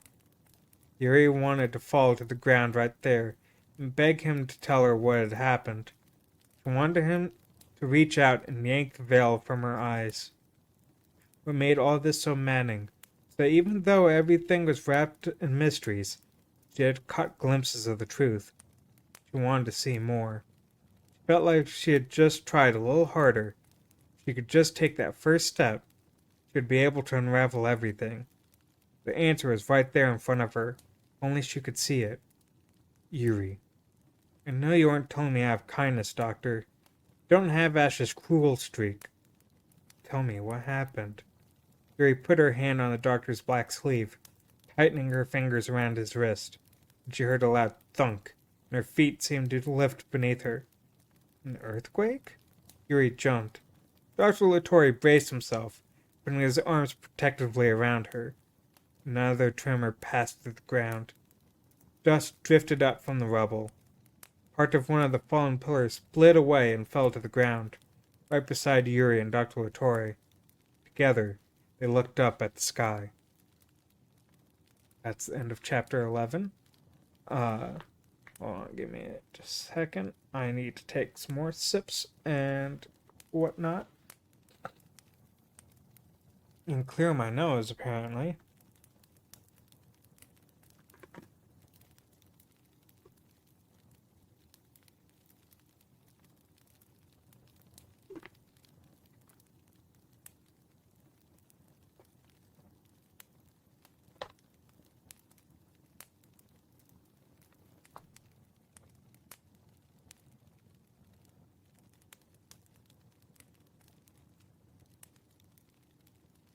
Okay. Chapter 12. The Labyrinth. The sky was peacefully making its transition to dusk. The tilting sun scorched the edges of the clouds. No, it was more like the clouds had put rouge on their cheeks. They drifted lazily, save they drifted lazily, save in one corner of the sky, where a group of them had clustered to form a red painted thundercloud. Then lightning flashed across the sky, a brilliant bolt with 3 arms. It split the sky into pieces once, then twice. A shadow came over the sun.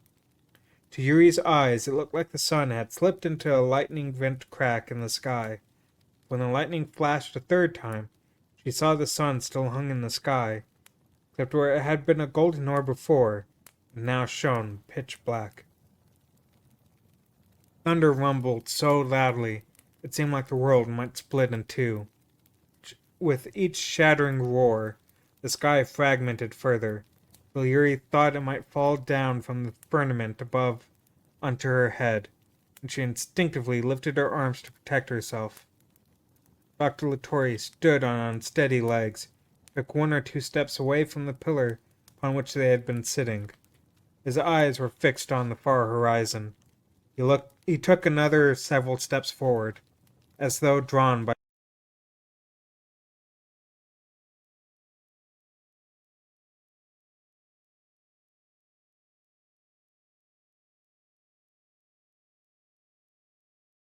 body tensed, ready to flee.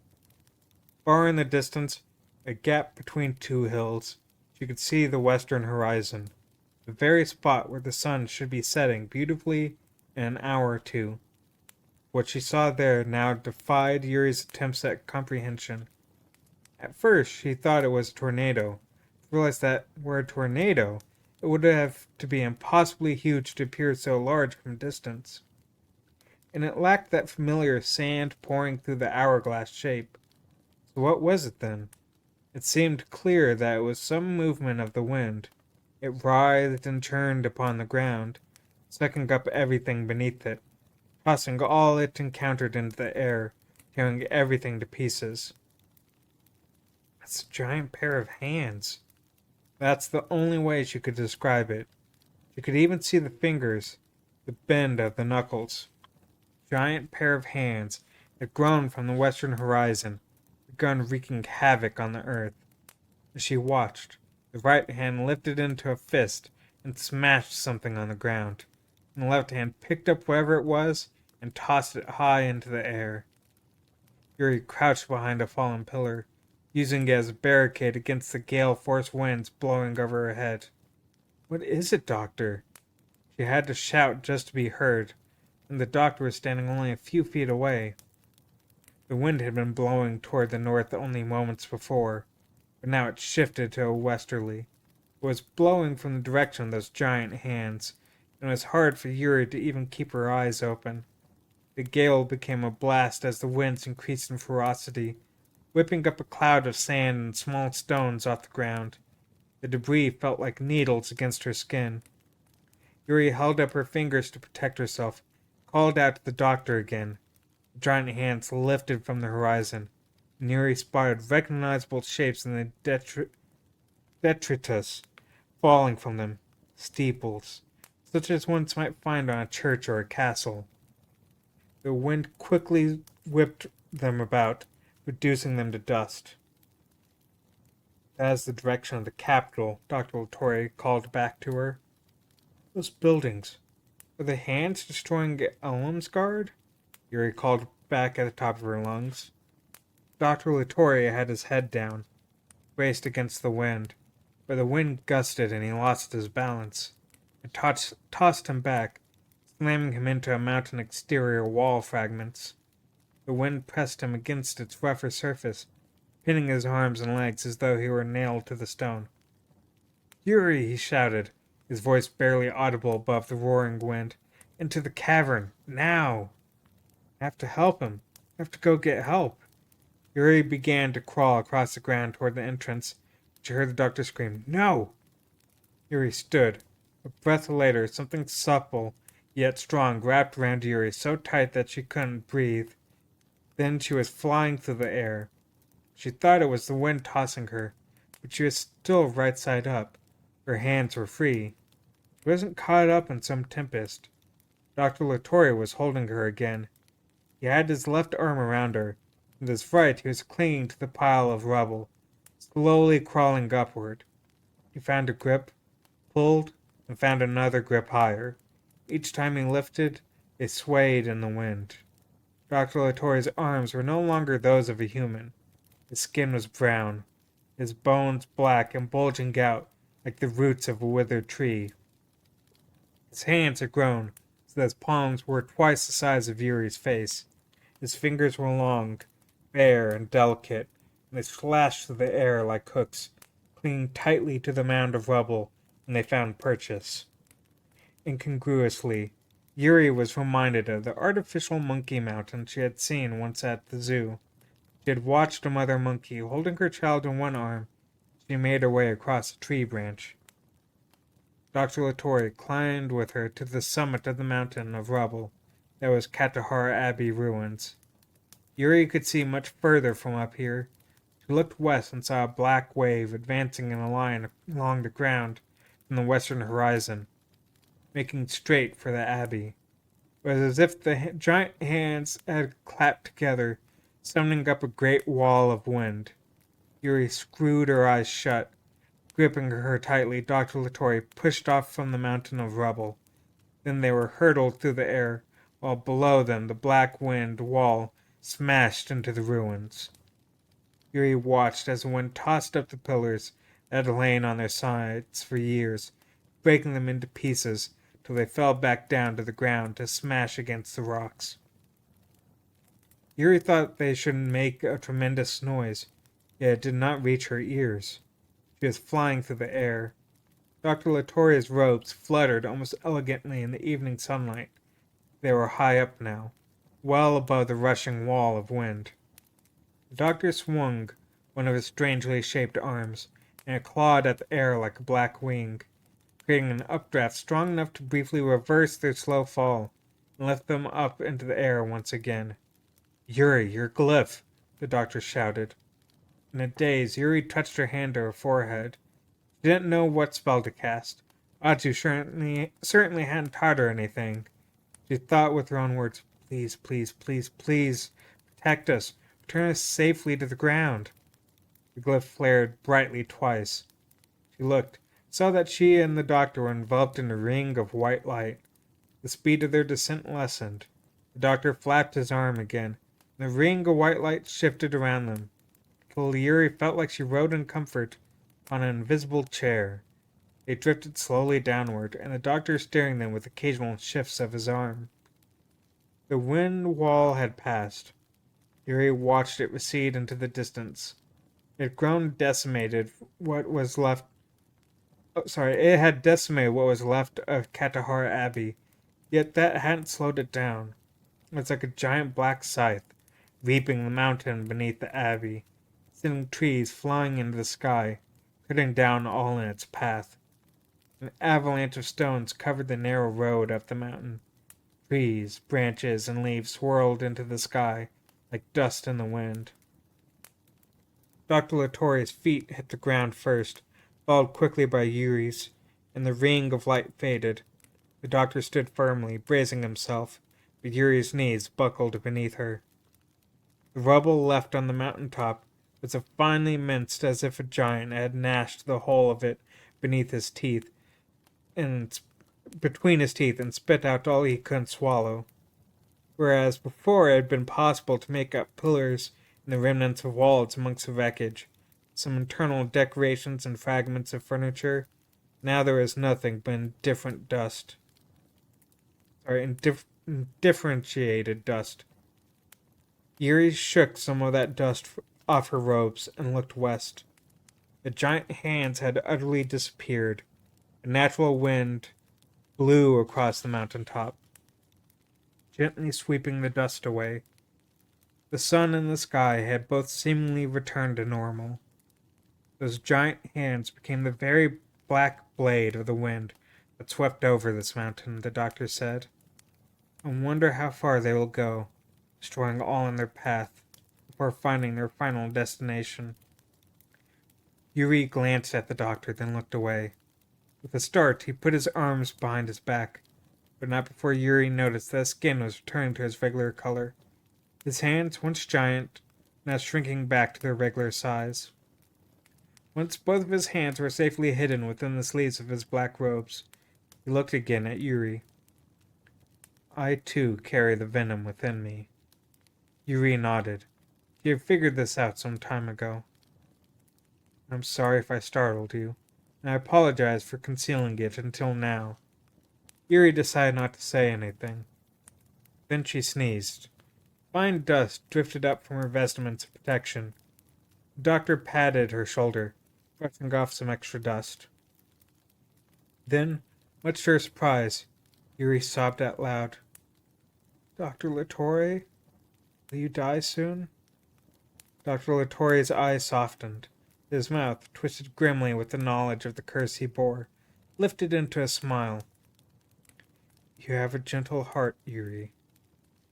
She felt like she might cry again, even as she marveled at her own capacity to feel sorry for this one man's fate, when she had just witnessed the utter destruction of Katahara Abbey, quite possibly that of the Hatelands' capital city as well.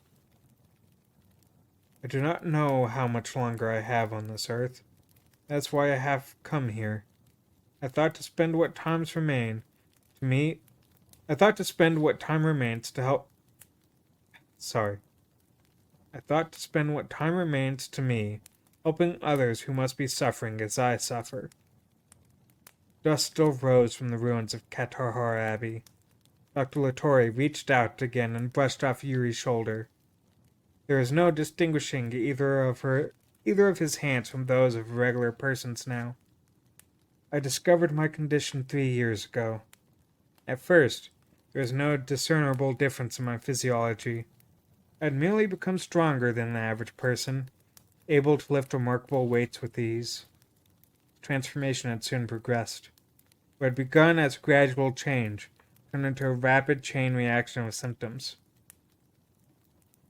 Now, when I use my strength, my hands change shape as you saw. I have no doubt that my legs will soon follow. You recalled how I had leapt from the mountain as the wave of wind descended upon them. The doctor nodded, reading her expression. Even the king of beasts would envy my legs, it's true. There's a boy in Ash's village named Utsu, Yuri began. Yes, I know of him. We have even met. So he lives there still. I have no doubt that he and his mother will have to leave before long. When the transformations become more apparent, it becomes increasingly difficult for the affected to live amongst the general populace, and they come to rely on a greater variety of medicines. And in the end, Ash will bury them. Does the transformation hurt when it happens? Not in the slightest, Dr. Latore replied, rubbing his hands together and stretching his fingers. They do feel different. Wilder, you might say. Remember that I told you those infected with the venom become violent as they near the end of their lives? It's like that. I'm only glad that it is still within my control. The dust finally settled. The air around them had begun to clear, till now there is no sign of the wind's passage. As long as you didn't look down, there is no proper name for the transformations I and Utsu and the others like us suffer. There are nicknames, like Springfoot, of course, but no proper medical terms. That's because it is officially forbidden to talk about us or to mention us in the chronicles. Such attention would only serve to highlight the questionable pasts of our leaders. Yuri, if something is not given a name, not spoken of, not recognized, and does not exist, one could explain us away, saying that people like Utsu or myself are rare mutations, with no relation to the Hatelands' history. Why name or recognize something so insignificant? In time we will all be gone anyway. Yuri bit her lip. Dr. Latore continued, his tone even, like a teacher giving a lecture he had given 100 times before. We did not wish for our disease. We received our afflictions by sheer chance of fate.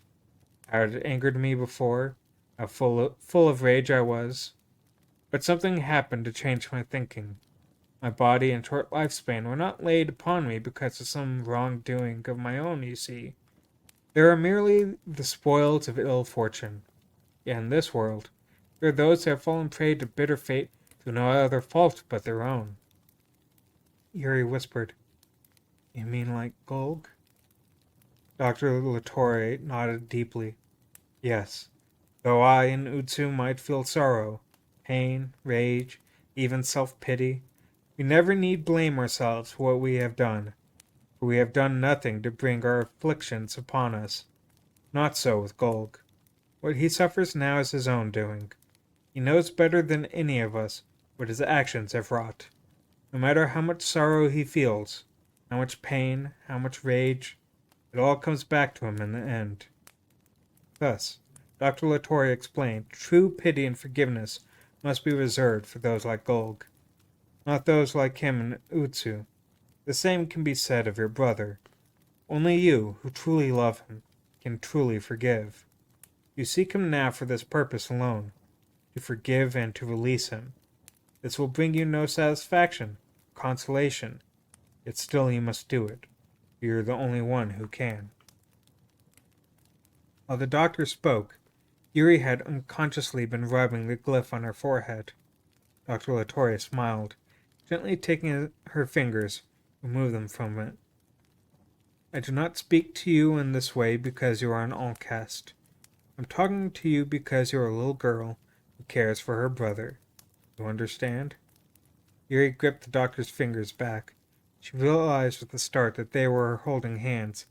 She realized that she could have sat with him for hours without ever feeling the cold. There was a loud crash from behind, and part of the mound of rubble behind them crumbled as a single panel of wood was jettisoned down the slope, in a small hole where it had been. Ash's silver hair poked out of the hole. Everyone still alive? Dr. Latore and Yuri laughed. Ash's head disappeared again. His entire body burst from the mound. What are you two doing, anyway? Is everybody below all right? Aye. That cavern is nice and solid, the wolf replied, his hands at his waist. His eyes went wide, surveying the damage around him. Yes, I'd hoped it would hold, the doctor said. Then, where is that mouse Aju? Yuri gasped. She had completely forgotten about Aju. Here, I'm here, Aju squeaked from Ash's collar. What are you doing down with the doctor? What are you doing down there with the doctor, Yuri? What are you doing up there in Ash's collar? And where's Sky? He's down below, calming some of the children. The cavern might have held, but the noise was something else. Aju left Ash's shoulder, walked down his arms, then hopped onto the ground, tossing his nose in the air. I escaped by a whisker myself. When I saw that one come in, you can bet I made for the cavern entrance as quick as I could. Leaving Yuri to her fate, Ash noted. Aju's ears pricked up. Hey, that's not fair. I mean, I would have been blown clear off the mountain. Come here, Aju, Yuri said, extending a hand. Don't you pay attention to what the cranky old man with the gray hair says. I used a mage glass to watch what was happening above ground, Ash said, turning to look at the western horizon. The red setting sun was large between the hills. It was in the capital, yes? Dr. Latore nodded. I'm sure many of the town and villages along the high road were not spared either. And Tato? No idea, Ash said softly. Either way, there's nothing we can do about that now. We're not in the business of tending to survivors. We must leave for the capital at once. Did you find out anything about Kirik? Yuri asked. No. That's why we're going to the capital. Besides, I'd like to see what's become of the place. That plan unsuitable for you? Dr. Latore gently pulled on Yuri's sleeve and whispered, Don't mind him. He's irritated, and understandably so. Two stood and walked toward Ash. I have heard, the doctor said as they walked, that some of Kirik's personal goods, armor and weapons and the like, were buried by Elam's gravesite in the capital. That story is as accurate as I can tell. What's more, it's likely that more was buried there than just rusting metal. Does this explain the attack? It might. You know, I've been wondering something, Yuri cut in. Remember how Minochi was saying that Kirik's body had been divided into 8 pieces? Well, I was wondering how the body was divided. I mean, there's the head, 2 hands, 2 legs, and the rest of the body. That only makes 6. What about the other 2? Well, it ain't pretty, Aju squeaked, once again secure atop Yuri's shoulder. My guess would be his eyes and his heart. That's 3 pieces, Aju, Yuri protested, swallowing her nausea at the thought of taking out someone's parts like that. A pair of eyes are very small. Additionally, they only count as 1, Aju explained. To borrow Gulg's words, Ash said, the Book of Elam was the key to the hero's escape. From this, we can infer that the hero possesses Kirik's memory. Kirik's mind forms the core of the hero.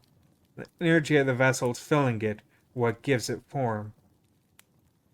And in order for the hero to fully resurrect as Kirik, will require Kirik's corporal body, the doctor concluded.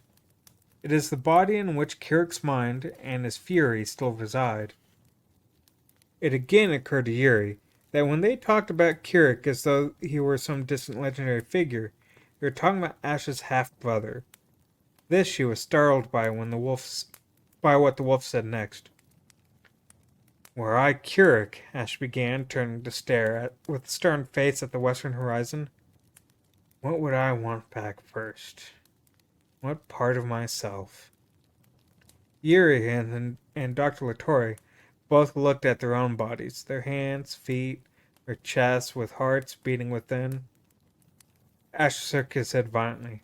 No, I'm a fool. There's no point in playing guessing games. We'll find out for ourselves soon enough. I would want my eyes first, said a voice. It was Sky, standing by the ragged hole that led down to the cavern. I'd want to look upon the Hatelands as she is today, with Kirik's eyes, Sky said softly. Yuri realized that she was holding her breath. Everyone was. Ash swiveled to face Sky. Look upon it, then destroy it? We would have to speak with him to find out what he intends. You should know that better than any of us, Master Ash. Sky stood straight as an arrow, his eyes fixed on the wolves. Gone was the meek subservient devout.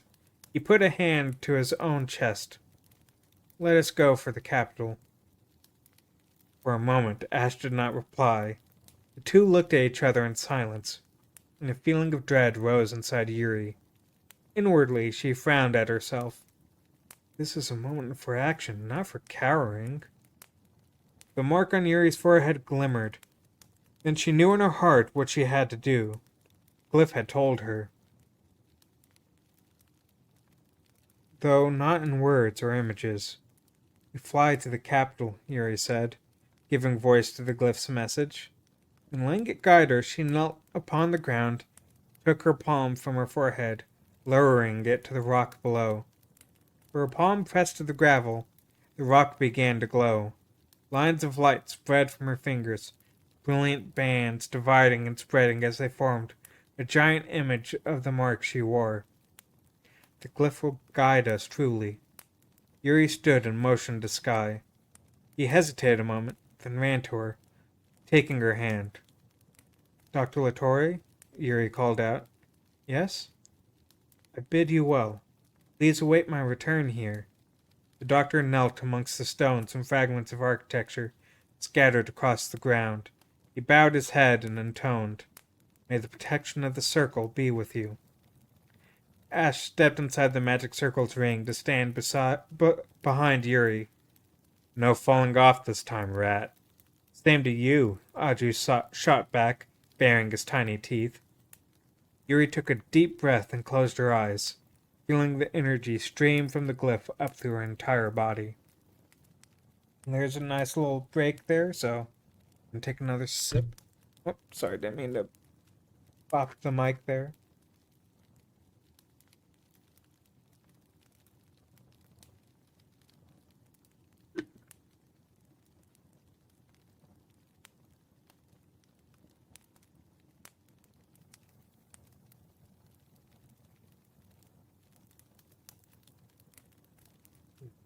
Okay. They were flying once again in darkness. There were no glimpses of scenery such as they had seen on their first attempted trip to the Kandahar Abbey ruins. Just plain, uniform darkness rushing past. Yet, there was a presence in the darkness, filling it. Some giant creature was there with them, and Yuri could hear the breathing of 1,000 people, maybe more, whispering and shouting, but much to her irritation, it was all too distant for her to make out anything. She wondered why the trip was so different this time. Is it because the hero's strength is growing? The great creature's presence was such that it drowned out all others. The darkness became thicker, more dense, till Yuri felt like a tiny fish pushing its way through a deep sea current, the glyph upon her forehead her only guiding light. This darkness truly does not spring from the hero, and it truly does spring from the hero, then it can't all be evil. The hero has a good side after all. The hero was true and just, a positive force and balance with the darkness of the King in Yellow, the other side of the coin. There is no need to categorically fear the darkness, she realized. She'd simply have to look through it until she found the light. There was another thing she shouldn't forget. Hiroki Murasaki was somewhere out there in this darkness. No matter how enamored he had become with the King in Yellow, no matter how unlucky his fate as the last vessel, Yuri was sure that his heart still yearned for the good side of the hero. Maybe if I called to him, Hiroki. Again and again she called out to him in her heart, but she called him so many times before, when their lives had been more peaceful and happy.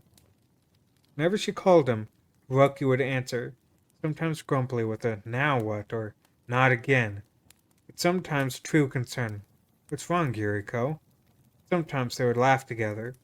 Other times he would get angry on her behalf. They thought through their problems together and worried together. They lived together, brother and sister. Why should things be any different now? Find you soon, I promise. Yuri opened her eyes and came out of the darkness onto the ground. Whoa! Aju squealed, clinging to her hair. Where the heck are we? Why are we up so high? He was right. It seemed like they had landed on top of a rickety wooden frame of some sort, good 30 feet off the ground. We're at a checkpoint, Ash said, landing lightly on the structure beside them and looking down. There are several along the high road to the capital. This is the watchtower at the first checkpoint from the city gates. We're standing atop it. Yuri spotted a wide, dusty thoroughfare beneath them. It went past the tower, winding off into the distance to the brown hills. There were scores of people on the road. Some had stopped, their carts standing still, their horses stomping at the ground, looking up at them. Which way to the capital? She couldn't see any palace. The road was full of people, though in places the cloud of dust hid them, and the twilight sky from sight. You think they're refugees? Everyone on the road was heading in the same direction. Some people seemed to have run from their homes with only what they had on and their children, while others led carts piled high with belongings. They were refugees. She had only seen them in movies before now, but these were definitely the real thing. Yuri felt the strength go out of her legs. Ash leaned from the edge of the watchtower and called out to the people on the road below. What happened to the palace? An old man shift.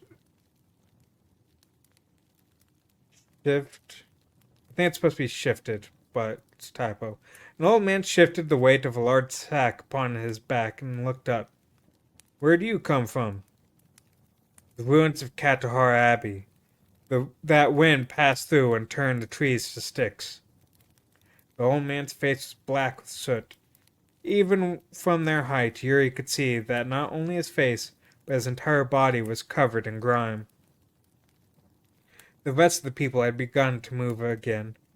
No one had time to wonder about groups of strange travelers suddenly appearing on watchtowers. The old man backtracked against the tide until he reached the foot of the tower. Nothing good's come to the palace, the old man said, that's for sure. It's like another war started.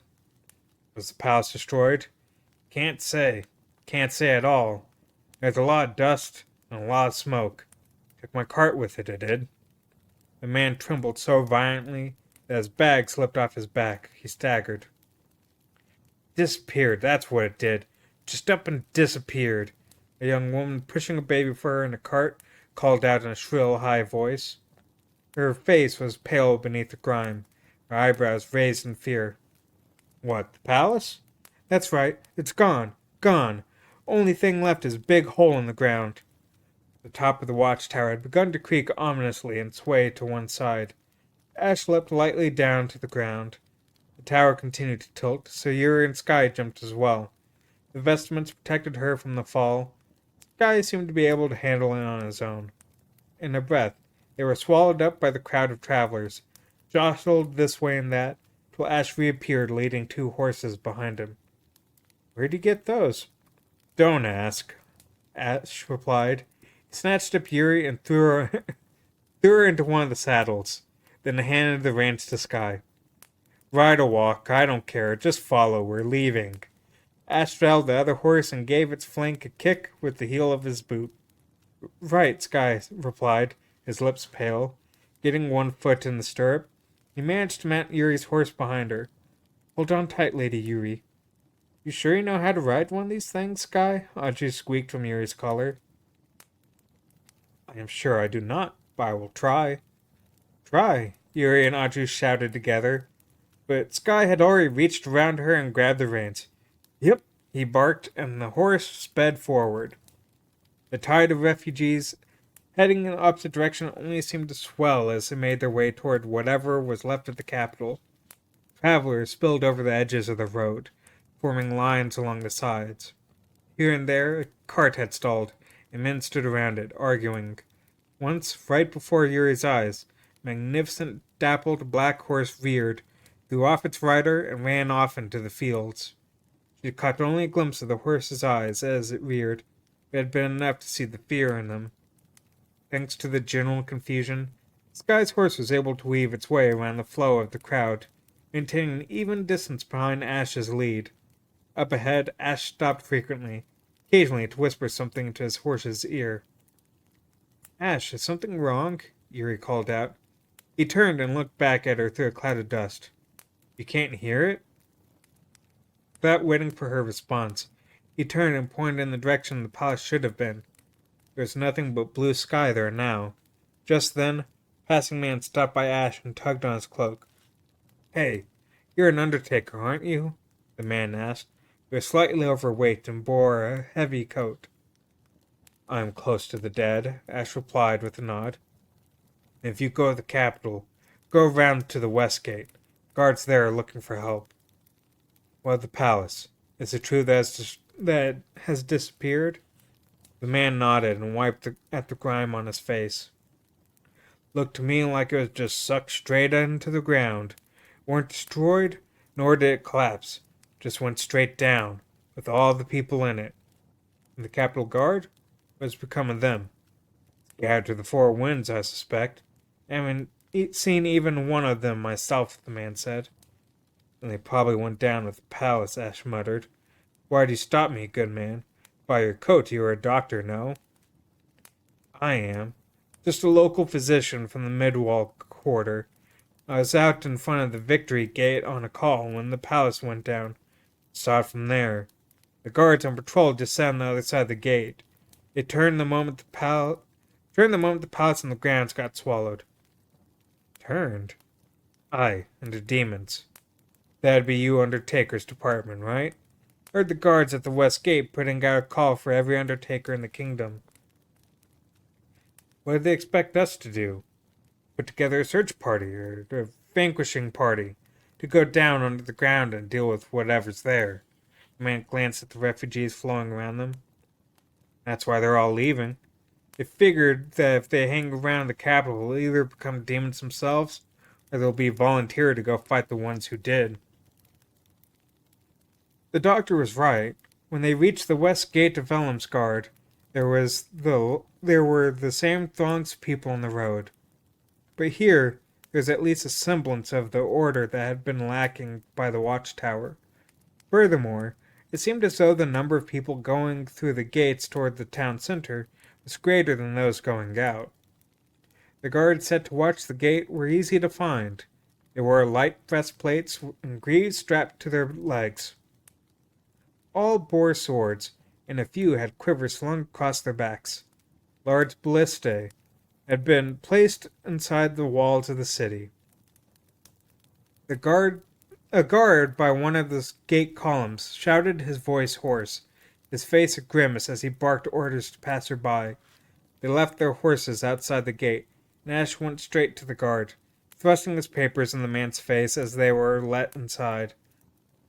Solemn's Guard is a walled city, Haji. Solemn's Guard is a walled city, Haji squeaked from atop Yuri's head. Look at those stones, Yuri. The stone wall encircling the city rose to a height of at least 10 stories. The city is arranged on 3 concentric circles, with the palace in the center, Ash explained, his eyes watching the people on the road around them. Outwall, Midwall, and Heartwall, the sections are called. Each is divided by a moat with a single drawbridge crossing it, and everything in the central circle is the property of the royal palace. Yuri wondered what the palace had looked like before today. Looking at the blue sky that hung above the city now, felt like looking at a stage after the play had finished and the scenery carried away. There, that tent, Ash said, pointing toward a canvas tent off to the right of the road. Yuri got Sky's attention and followed after him. There are several tents here, some filled with doctors and their patients, others piled high with supplies, or filled with off-duty guardsmen. One seemed to be serving as a local guard post. Several horses were hitched outside. This area of the city, Outwall, seemed to be mostly storefronts, like a shopping mall. There were still people around. Some of the shops were open, though most of their goods had already been confiscated by the city guard, it seemed. Other shops had their doors shuttered.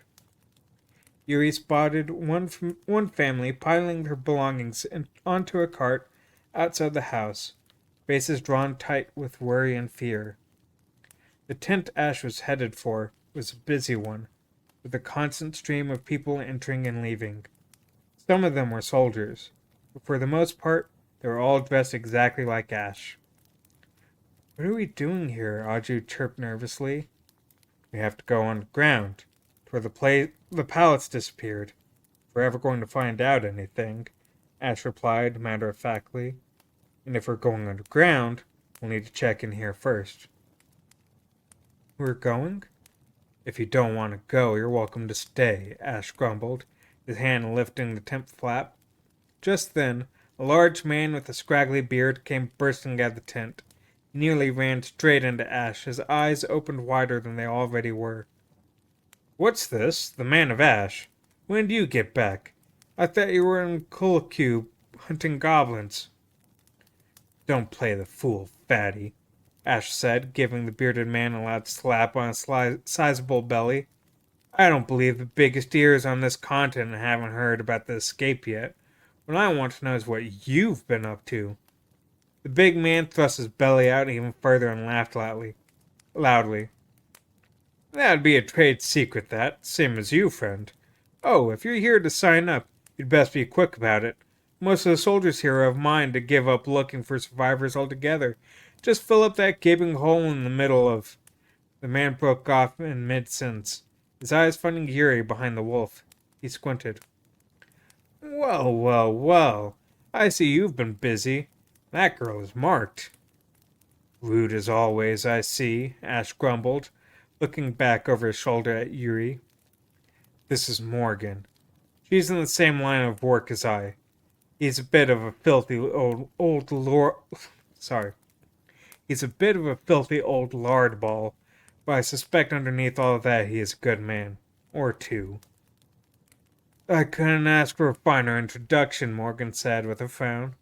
Don't you listen to him none, missy, with a mark. I'm just one good man who happens to like a hearty meal now and then. Yuri took a step forward and bowed her head. You, I take it, are a wolf as well?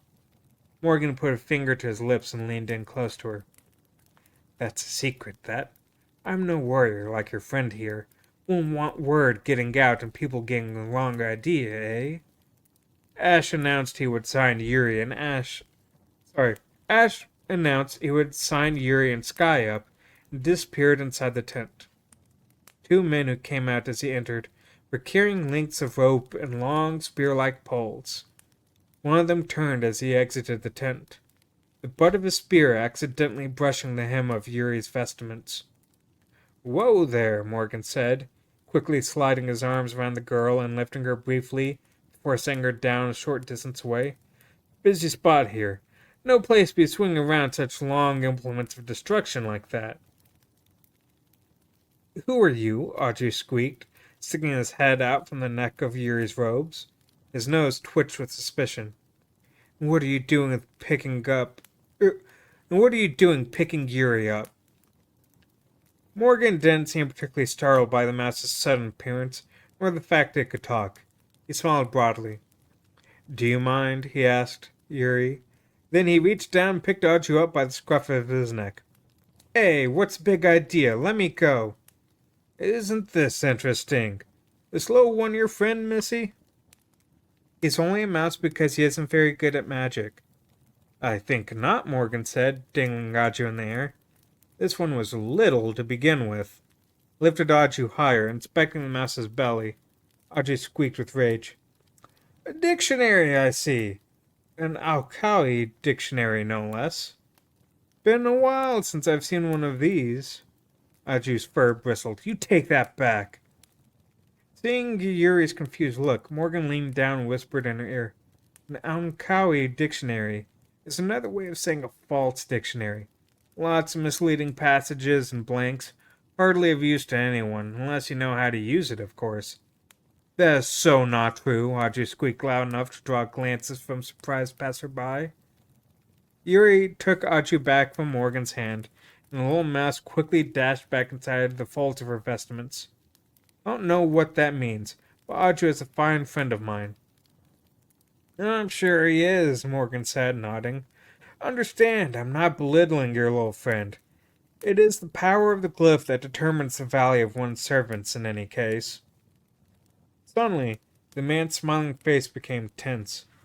He looked over Yuri's shoulder at the road behind her. Yuri turned around and saw Sky standing on the other side of the bustling street. He was looking off into the sky, as if he might see the vanished palace, his back to the closed front doors of a shop. Even when a passing soldier collided with him, he merely stumbled and went immediately back looking up into the sky. Morgan gave the nameless devout a long and disapproving look, and slowly swallowed, his Adam apple moving up and down. Sky didn't even seem to have noticed him. Is that your servant as well, Missy? If by that you mean Sky, then yes, he is. What? Has a name? Oh, you must have given it one. That's a nameless devout, that. The man's friendly nature had put Yuri at ease for a moment, but now anger rose inside of her. Yes, he is my servant. He's taken very good care of me, I'll have you know. Stop calling him that. Sky is a person. Morgan's eyebrows, as bristly as his beard, rose, and he frowned. Now then, no need to get so angry, he said, shrinking back and wringing his hands together.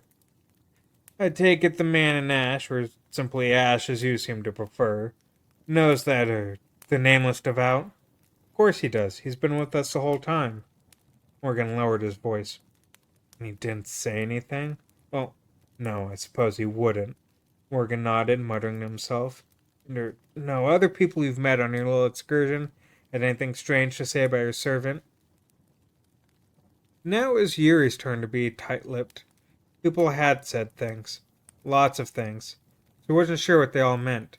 She certainly didn't want to tell anybody anything to this man, whom she found herself liking less and less. He could already see the truth in her eyes. I see you've been wondering about it yourself, then, he said, a surprising gentleness in his voice that stopped Yuri's heart for a beat. Ash is always so cold to Sky. When he bothers to talk to him at all, he keeps telling me not to worry about Sky so much. She glared at the large man's face. What about you, Morgan? Are you going to write him off just because he's a nameless devout? Write him off? Hardly. He's a holy man. Yuri's eyes went wide. Holy? That's right. He is a far purer, he is a far purer, far higher existence than ours, and something this world desperately needs. Far more than needs the hero, that's for sure. Morgan was dead serious. He's not joking. And Yuri thought she detected something else in his eyes. A hint of sadness. But he should not be a servant, let alone yours. He should not be anywhere but the Nameless Land. I know, but Sky was cast out. Behind him, Ash emerged from the tent. Morgan left Yuri standing there and jogged over to him, pulling him aside by his cloak. Ash lifted an eyebrow, a bemused expression on his face. What do you think you're doing? She doesn't know anything, does she? Morgan whispered, probably intending for Yuri not to hear, but he was so excited and his voice so reverberant, she caught every word. What do I think I'm doing about what? What are you talking about? Talking about the Nameless Devout. Ash and Morgan both turned to look at Sky, who was still standing across the road, oblivious to everything around him. Yuri walked over to the two men purposefully. What's so wrong about Sky? She demanded. For a moment, Ash's brow twitched with anger. Morgan covered his eyes with one large hand. What's wrong with him? Ash replied coolly. I have no idea what you mean. Is he feeling unwell? Looks to me like he's staying there like some kind of scarecrow. Don't you pretend I don't know. Sorry. Don't you pretend you don't know what I'm talking about, Yuri raged. Give it up, Missy, Morgan cut in. Asking questions won't get you anywhere with this one. He's being willfully obtuse. Morgan clapped a hand on Ash's broad shoulder. Look, let me be frank. If you insist on going below, the Nameless Devout stays here. He can't go with you. If I wanted your advice, I'd have asked for it, Ash said coldly. He turned to Yuri. It appears the palace has become something of an underground labyrinth. There's only one entrance. Some soldiers have gone down looking for survivors, but all they've found are demons and worse, and not a single survivor rescued. In other words, it's dangerous. Ash fixed her with his gaze. Will you go, Lady Allcast? Are you going? Yuri asked back. Of course I'm going. I'm sure that this is where the hero has come in search of Kirik's remains. Yuri was tense with anger and fear, but she swallowed both. How can I not go? What could you accomplish without me there with you? Ash grinned. You've still got your spirit, I see. You there, Aju? The mouse poked his nose out from Yuri's collar. What do you want? We're going to get ourselves some weapons. I want you to find something Yuri can use. A mace, perhaps. Something with Malfonde silver in it. Even a little is okay. I trust you can tell the difference. Aju reluctantly emerged. Nash grabbed him with a gloved hand and walked in the direction of yet another tent. You want to know about the sky? Talk to him yourself, Ash said, over his shoulder. Sorry. As I get tired, it gets a lot harder for me to read. Okay, sorry. If you want to know about Sky, talk to him yourself, Ash said over his shoulder to Yuri as he walked away. If he wants to go down below, we'll take him. If he doesn't, he can stay here. Don't listen to that fat man's ramblings. Don't dawdle. We leave immediately. Next door, Morgan is wringing his fingers together. You know my advice is not always welcome. Do you know something I don't? Morgan shook his head. He responded with a question of his own. Vessel, who is a relative of yours, Missy? Yes, my brother. Oh, I see. Didn't know that. Sorry for you. Being an all-caste is always a sorry thing, especially with you being children and all. Morgan put his hand on Yuri's shoulder and pushed her in Sky's direction. Go. Have a talk with your friend then. If you've made it this far, I don't see why you shouldn't keep on keeping on the way you've been going. Yes, Ash has the right of it. He so often does. Yuri sensed that the big man was genuinely concerned for her and Sky. So concerned, Yuri started to get scared again. Morgan, Don't you worry about me, Missy. I'll be disappearing soon enough. Don't have what it takes to go down below myself. Just one last word of advice, if you don't mind. Morgan stooped down, bringing his eyes on level with hers. No matter what happens down there, remember it's none of your doing, Missy. None of your brothers either. None of you have done anything bad. It's not your fault. It's just fate. People who live in this region of the circle are stuck in their story, as it goes to and from the Nameless Land. They can't get out. Strand up again. You can cry if you like, but don't despair. Yuri thought she felt the man lightly tap her shoulder, but Morgan was suddenly nowhere to be seen. He was so huge, and he had vanished in an instant like some kind of fairy. When he said he was going to disappear, he meant it literally. Yuri thought about what she knew of the wolves.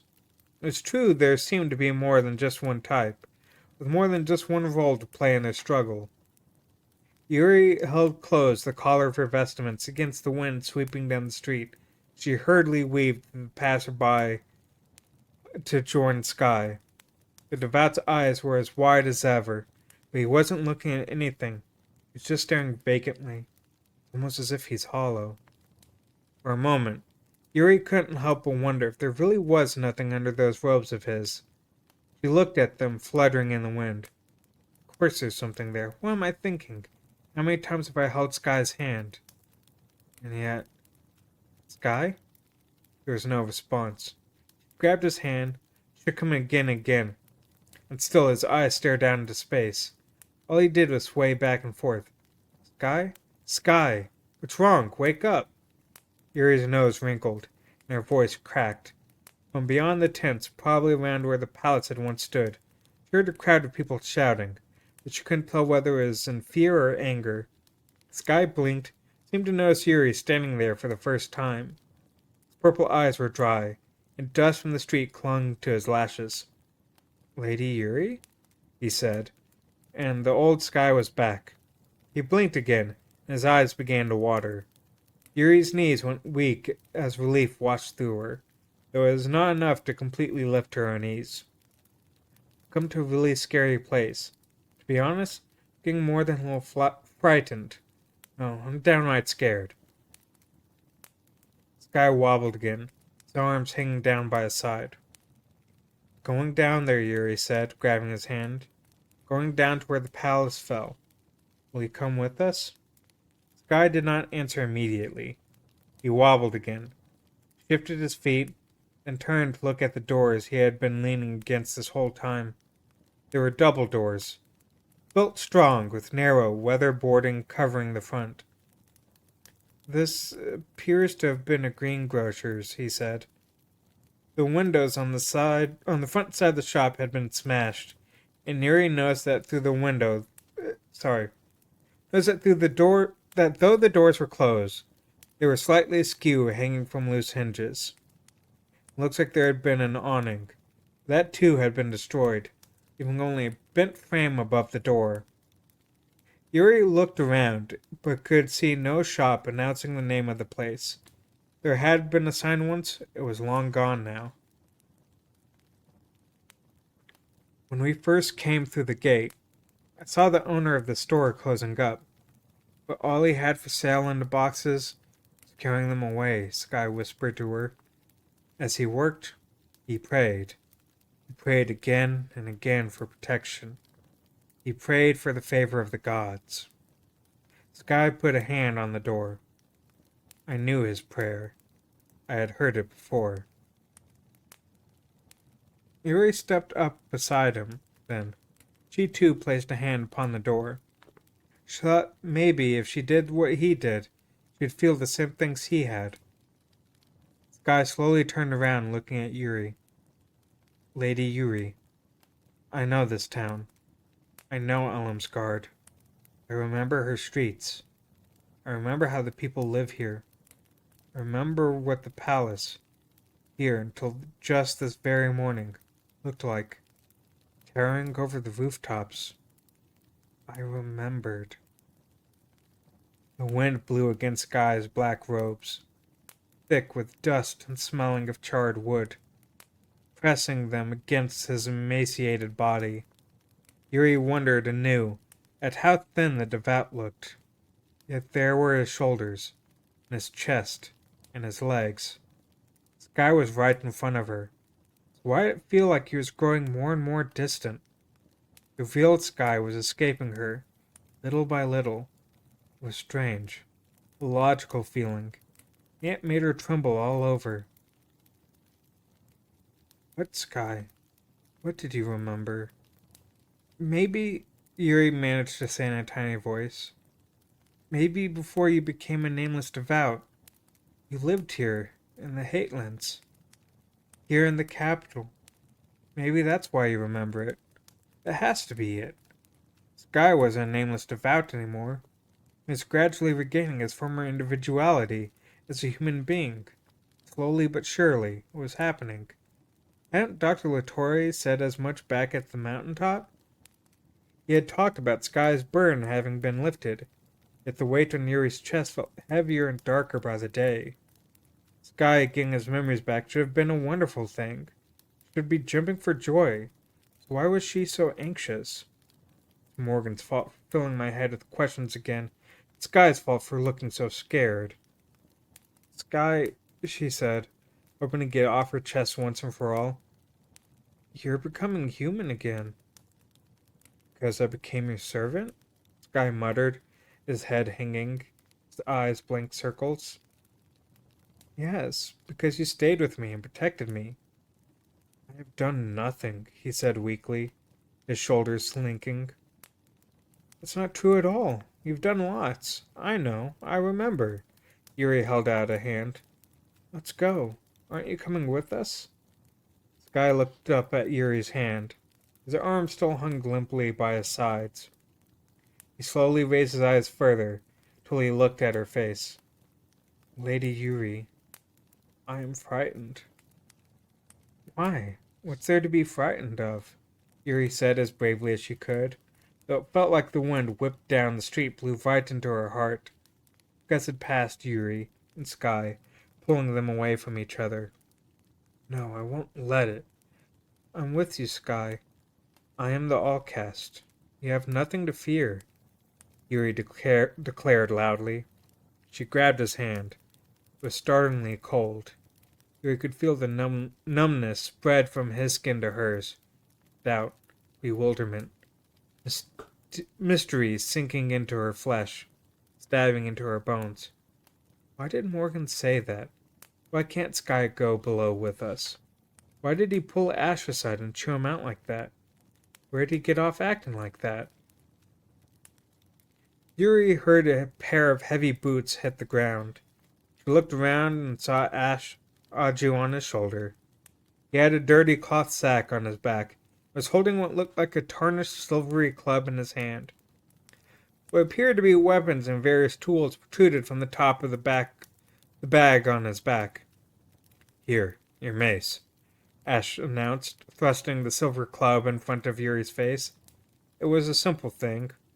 Basically a stick with a round bulge at one end. Yuri accepted it without thinking and found it surprisingly heavy. Bless it with your glyph, Ash told her. Yuri put a hand on her forehead, then used the same hand to grip the silver club. From the spot where she gripped it, the metal's color shifted from silver to platinum. White light spread to both ends of the mace. At the same time, the weight of the thing seemed to evaporate, till it was lighter than a feather in her hand. Yuri gave it a swing. She wouldn't even need to use both hands to wield it. She spun the mace around and brought it in front of her eyes. The orb at the top sparkled with light. Ash, his face straight, turned to Skye. The nameless devout let go of Yuri's hand. Purple eyes still looked empty. There was new resolve in his expression as he looked up at Ash. Will he join us? Guy's lips trembled almost imperceptibly. You come with us. We'll get your answer. The answer to that question that only now has begun to take shape inside you. If you know all that, why not tell him the answer now, right here, Yuri was about to shout when Aju hopped under her head and squeaked. Let's stop chatting and get going. He began furiously tugging on Yuri's hair, patting on her scalp with his tiny feet. Aju, just wait a minute. I want to know.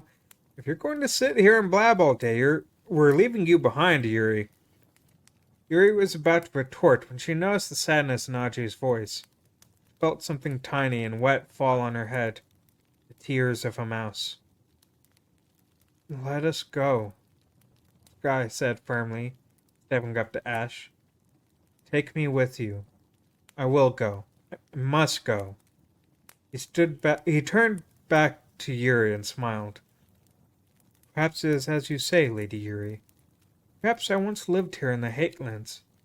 By being with you, I have slowly regained some of my past, some of my humanity. This is true. How could I stand by and do nothing? How can I stop now? Sky's smile and that look in his eyes reminded Yuri of a little boy who, when falling from his bicycle, stands up, brushes himself off, and shouts to his mother that he's fine. Yuri knew she was supposed to smile back. That's right, you're fine. The way down is this way, Ash said, swiftly turning to walk in the direction which they had seen several soldiers and other men leave. Yuri's confidence wavered. It took her a moment to take that first hesitant step.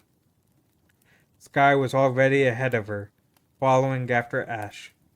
His eyes were cast downward, one hand clenched in a fist, the other holding his black robes close to his chest. Why are you sad, Aju? Yuri asked as she walked, more swiftly now, putting up a hand to stroke him where he was still clinging to the hair on the top of her head. If you don't want to tell me, it's okay. I won't ask. Just don't cry, okay? Sorry, Aju squeaked after a moment. I'm not sad, Yuri. I'm ashamed. I'm ashamed of what I am. A false dictionary. I'm a fake, Yuri. You know, I heard Morgan say that. I have no idea what that means, so I don't really care, Aju. They passed between the thickly clustered tents toward the middle of town, till they emerged onto a brick-lined street that must have once been a broad city thoroughfare. But the scene that awaited them was enough to make Yuri pinch her own cheek, just to make sure she wasn't dreaming. It was very much like something you would see in a dream, maybe a nightmare. Yuri just stared. There, no more than 30 feet ahead of where they stood, the town simply ceased to exist.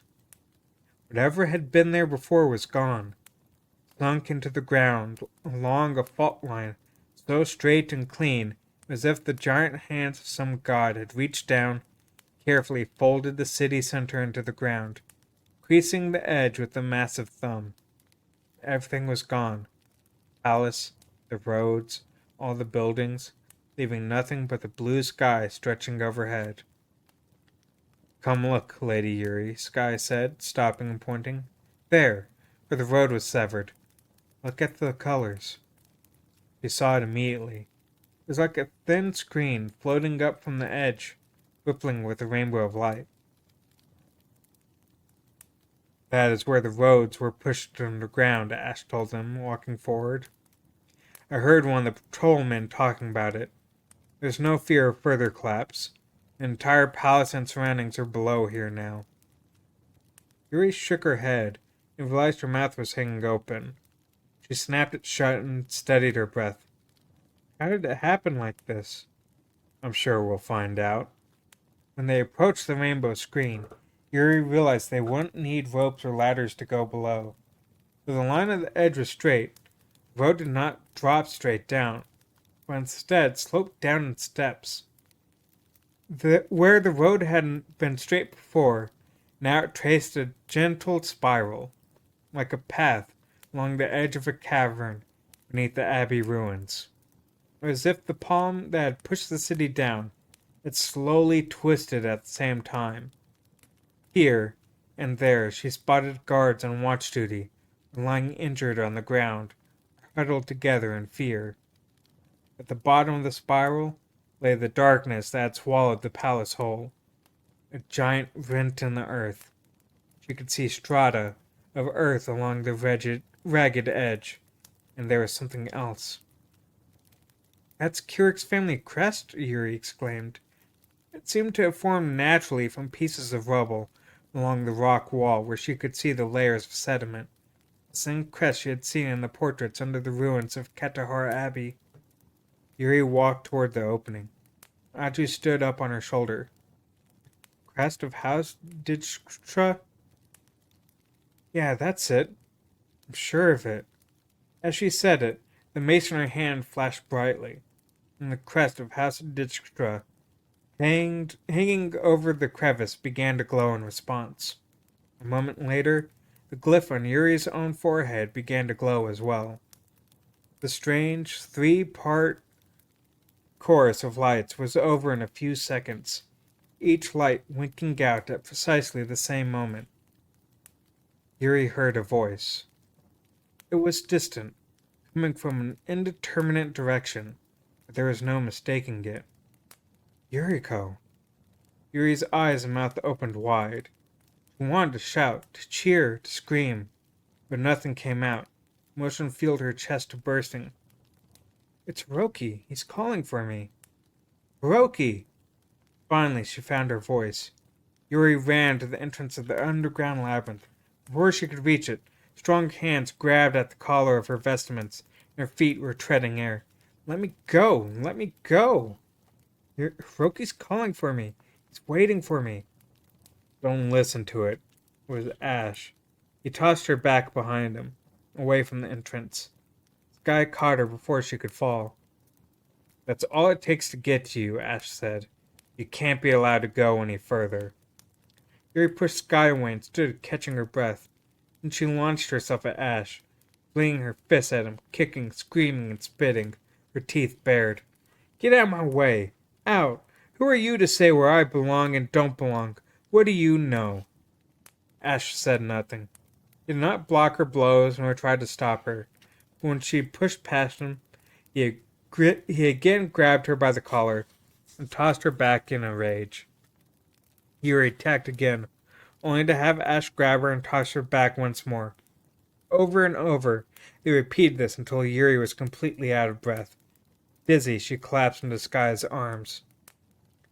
I've been hearing that voice for some time now, Ash said calmly, standing between her and the way down. He was less like an impenetrable wall, more like a drawn blade, barring the path, slicing to Yuri's heart. Yuri felt the blood rise to her head. She glared at him, never seeing the darkness in his eyes. You mean you heard it back up on the road? Aju asked. He had somehow managed to cling to Yuri through all that charging and being thrown back. You did hear it, but it didn't sound like Hiroki to you, did it? To you, it must have sounded like Keurig's voice. Yuri slowly came to her senses. Catching her breath, she let Sky help her to her feet. She recalled how Ash had stopped on their way into the city, as though he were listening to something. He heard Keurig's voice calling to him all the way back there? It means nothing. No matter who you hear or how many times you hear it, Ash said, straightening his bag on his back and turning to face the entrance to the labyrinth. It's merely an illusion, a figment of your imagination. Trap, set by the King in Yellow, to divert those who would pursue it from their path. But it's my brother's voice, Yuri protested, trembling. Facing away from her, Ash laughed. See? You hear nothing. Learn nothing. How childish you sound. How unreliable. How weak. Ash swiftly turned back toward Yuri. That's what it wants you to think. What's the best way to turn a glyph-wielding all-cast back into a powerless little girl? Make her think she got her big brother back. That's what the king in yellow will try to do. Cover your ears, close your eyes, put a lid on your very heart.